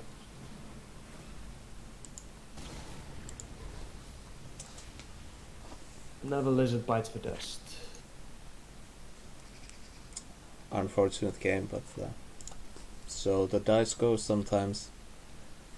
But yeah, that burn list I remember was very popular in ladder before the Mitron and those guys came along later on, and it's always really difficult deck to play against because you just don't, you are on a clock, but your opponent has so many options at every point of the game to just deal with you, so it's always difficult to Yeah, ultimately, the issue that you have with these type of combo decks, like the Magma one we just saw, is they focus so much on the combo that they don't really dedicate much space to like healing in this case, and also they could really benefit from, say, like in this particular shell, Visionar would have been really good, as it offers a threat that's like has a lot of HP that could really pressure Song Hype in particular. But you really only have Lava Slasher.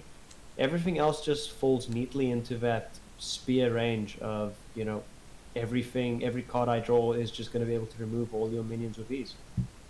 And Magmar has the most resilient minions, which is kind of saying a lot about Riva's potential to remove your early game and delete your mid game.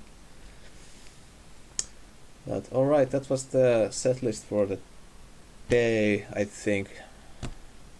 How do you feel? Yeah, we can do one last one. Alright.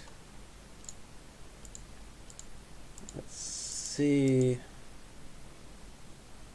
What do we have here? Do you have any crowd favorites? What do we have? What's my option? Let's have a look-see. Maeve, Stone, definitely Dawnhard. This we did already. That's gone. Toy Master is an interesting one. Let's see.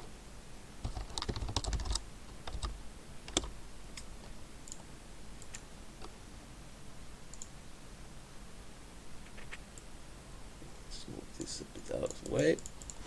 Okay, so we're moving back in time, and we're gonna see Toy Master representing the United Nations versus Submarine.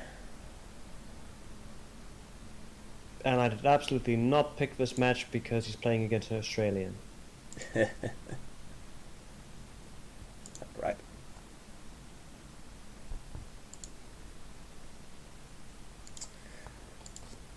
Okay. I'm not too familiar with either of these players, but Toy Master seems has a lot of Abyssinian ribbons, so Wait, isn't Lance banned? Lance is banned. Doth my eyes deceive me?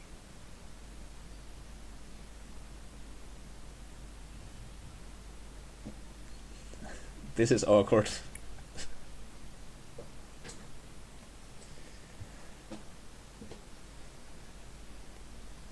I can tell you.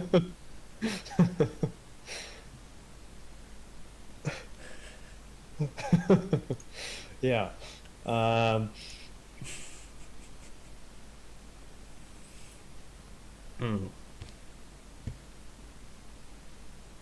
Should I just go and recheck that this game is the correct game?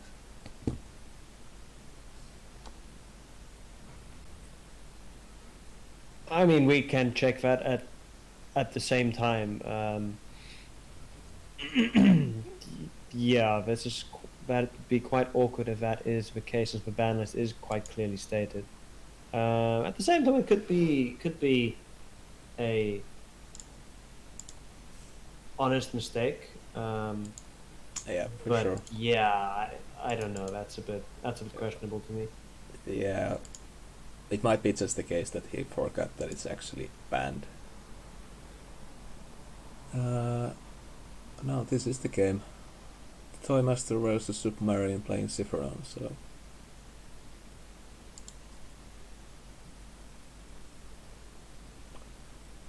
Well. Well then. Well, I mean, I think let's watch the last set, finish up for the day.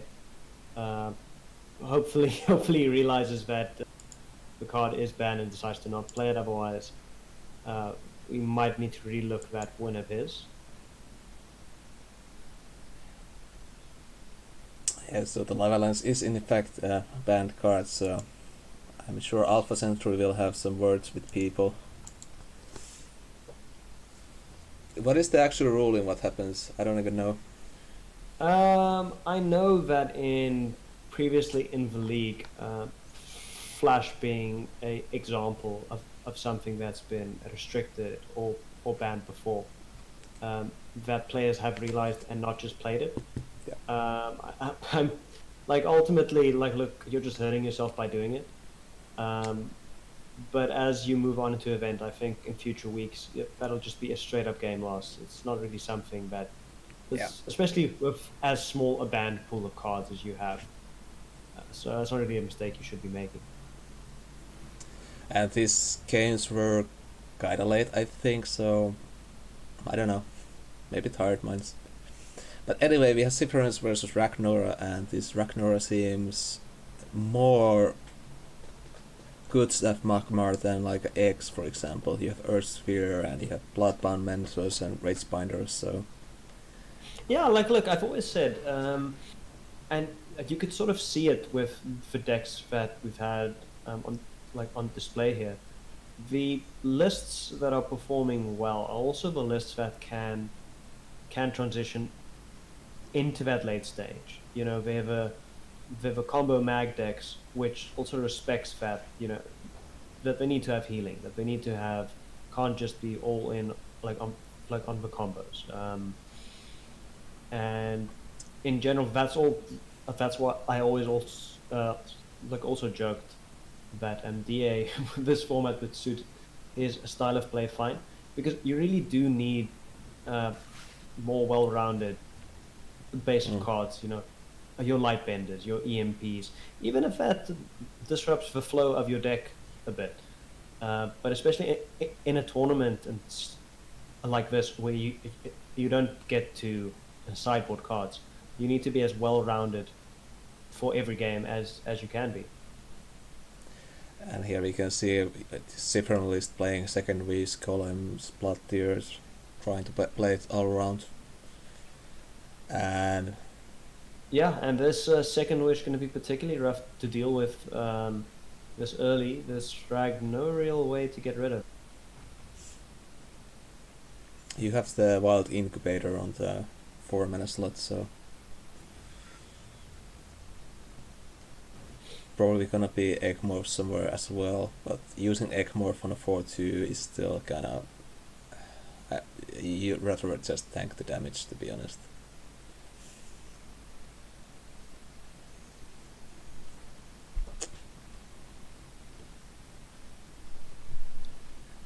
But once again, it's very interesting for me to see what kind of different list this is gonna be.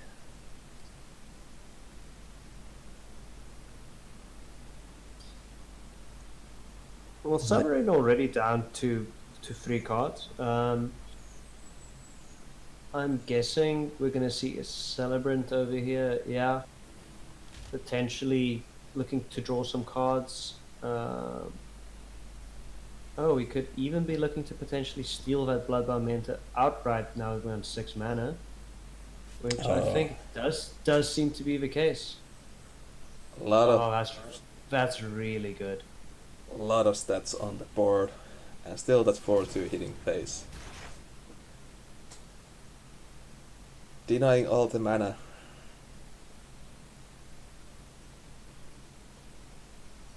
Submarine probably just thinking if he needs to move forward, stay where he is. I'm actually quite fine with potentially backing off a bit. You're quite insulated against Plasma Storm and against Rebuke either way. So yeah, you can keep your distance. There's no real reason to move in and potentially get comboed or anything. And the Ragnar player has absolutely no way of getting rid of any minions on the board right now, except the Blood Tier. Yeah, like, the issue is your positioning. You can't really safely play egg either, so it's not like you can develop something. We could potentially just see Incubator come out here just to get rid of this Metallurgist that's been buffed, which we do.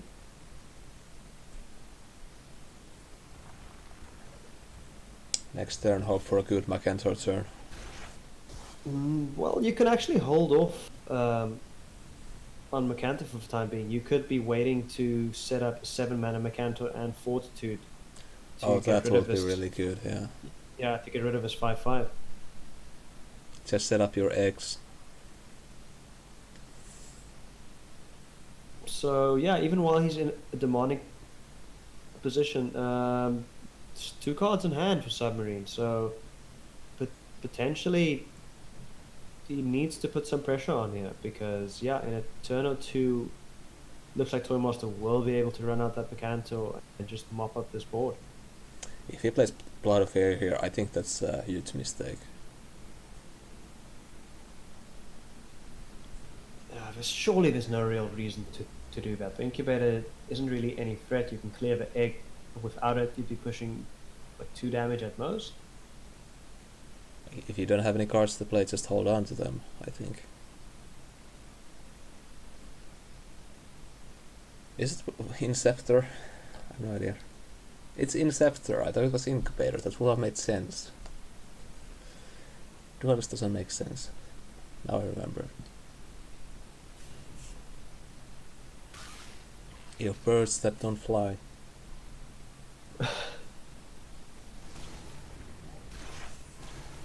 Alright, so I do believe it's correct to be as aggressive as possible.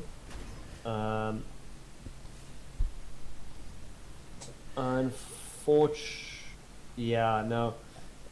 This is quite good positioning, like, I'll be honest. You can't really Mercantor and clear this 5/5 without also taking 5 damage in the process. So the best... Ooh. Yuck. Yeah, the Earth Spheres are like the game changers here because like no matter what aggression Sifron is pushing out, dealing with like extra 16 health is a big task. Because I don't think Sifron just don't have that much burst damage out of hand. It looks like he realizes that he can't play that card. But yeah, unfortunately, this does look like it's going to set him up to get that Mercantor out here, which seems to have been the plan.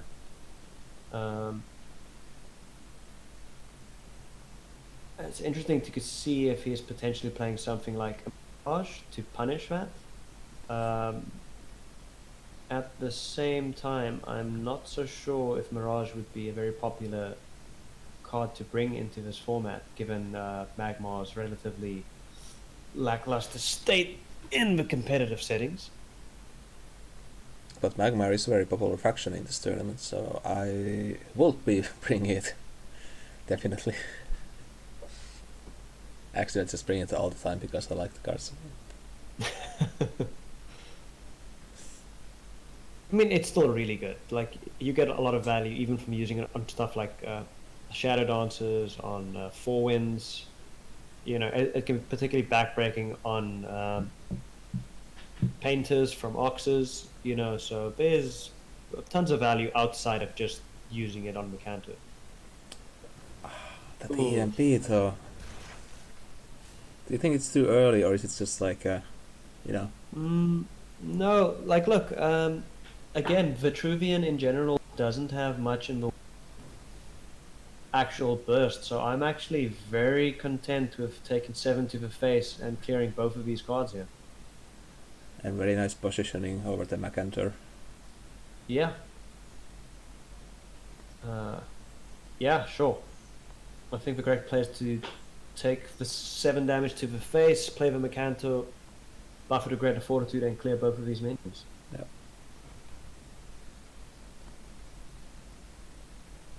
So the question is, did Submarine draw some next card? Well, back to 3 cards in hand. Didn't have a particularly good thing to play other than the EMP, which honestly hasn't done all that much. It's going to be able to easily clear up this Mercantor, though. And no respect for the Mirage at all. Well, again, I think we can all agree this is one of the situations where, you know, you just play into it. Well, I cannot like just hit the EMP there.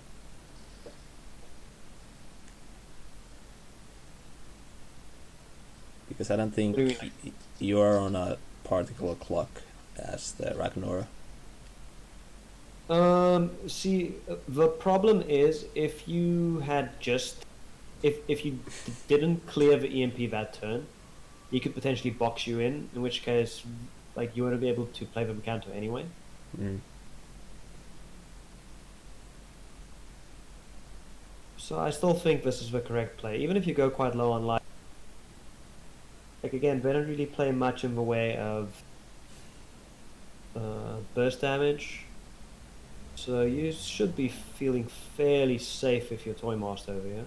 Yeah. But this is a potentially very crucial turn. Taking the 6? Okay, he's realizing that he's running out of damage here. I mean, that's the problem with Cypherlist, because most of your cards, and spells especially, are usually very reactive cards. Yeah, that's a problem that we've seen with most of these Vitruvian lists. They aim to, like, eke out damage and outvalue you, but if you can overcome that initial assault, they just don't have much in the way of ways to actually close out the game. Yeah. So I can totally understand why he took the 6 damage, because he properly understands Ragnar doesn't have burst out of hand either, but this Earth Sphere. And we're possibly looking at an extension coming our way soon.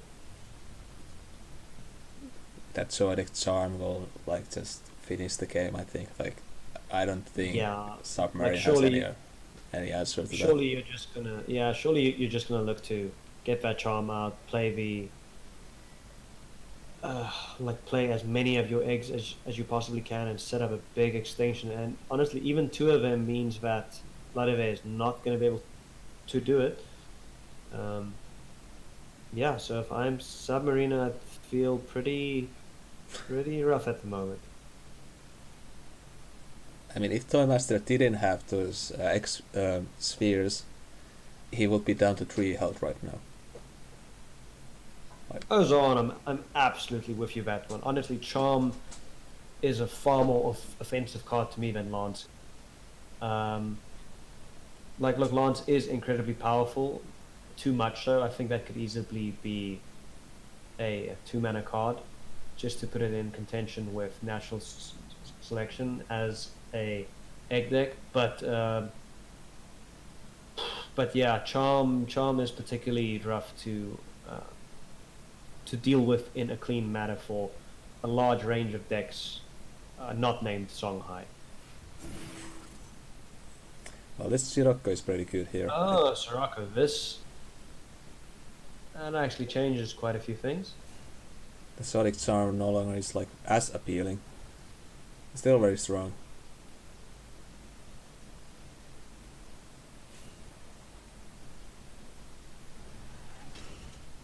But I think this is more of like a stall 1 turn kind of play than a game changer in a sense. But I don't think much has really changed. Oh, he's just going for it. Straight up go for the extension event here. Yeah, no, we're just going for it.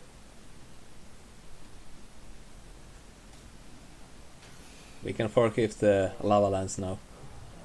Yes, the extinction event.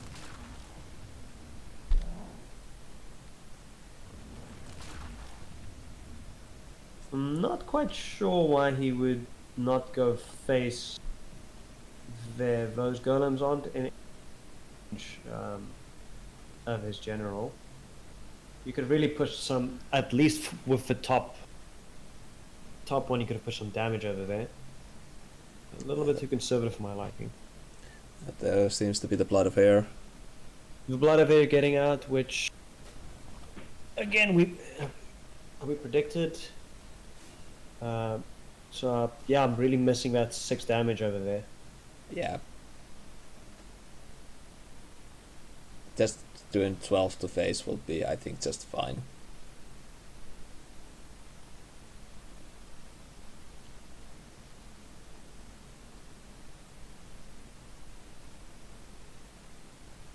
So how do you think, like, how does that sun thing work? Like, What is the physical? I think that's the actual meteor, I guess. Alright, oh, I see.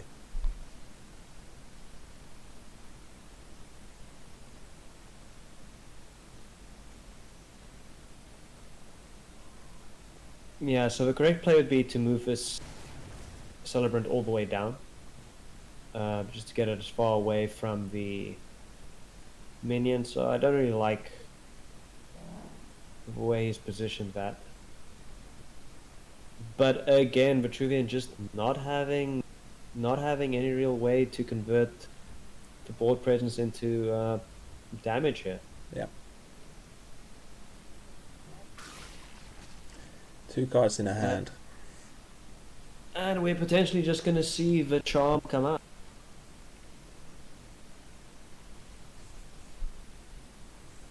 Basically, Toymaster forced Submarine so far back, like he has like all the time in the world just to develop eggs. And I don't think Submarine is playing Rash's Curse, for example, so very hard to get rid of that artifact.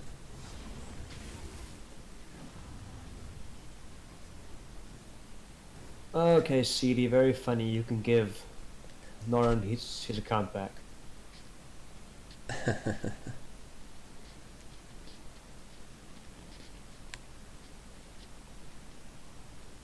I think like the exclusion of Russia's Curse in these Vitruvian decks is kind of a mistake.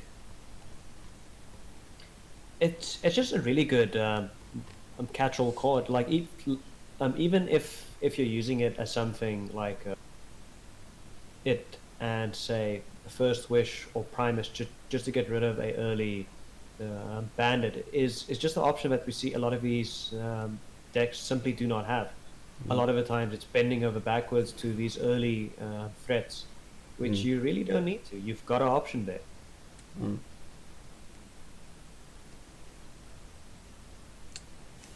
There's the Lightbender on the egg. But unfortunately this Rebuke is going to cleanly take care of this entire board over here.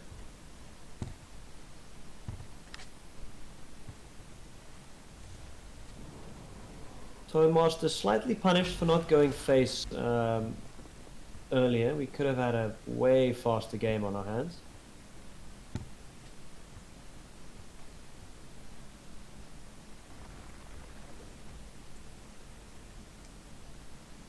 I would be just using the Greater Fort, to be honest. Like, why hold on to it?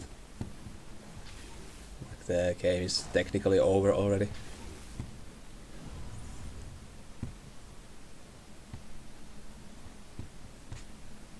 Yeah, this actually would have been lethal if he got that 6 damage in earlier. But unfortunately, yeah, this game just seems like this is going to be it. Again, another vet deck coming up short, just not having enough damage to get through the end here. Yeah. And a bit slower egg deck, churning out the win with those healing spheres. Earth spheres. Alright, Submarine is sunk, Australia goes down, all is well.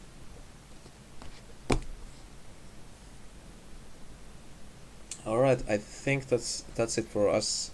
I do need to head off to work. You need to head off to work, I need to go to sleep. It's 8 AM instead of last night.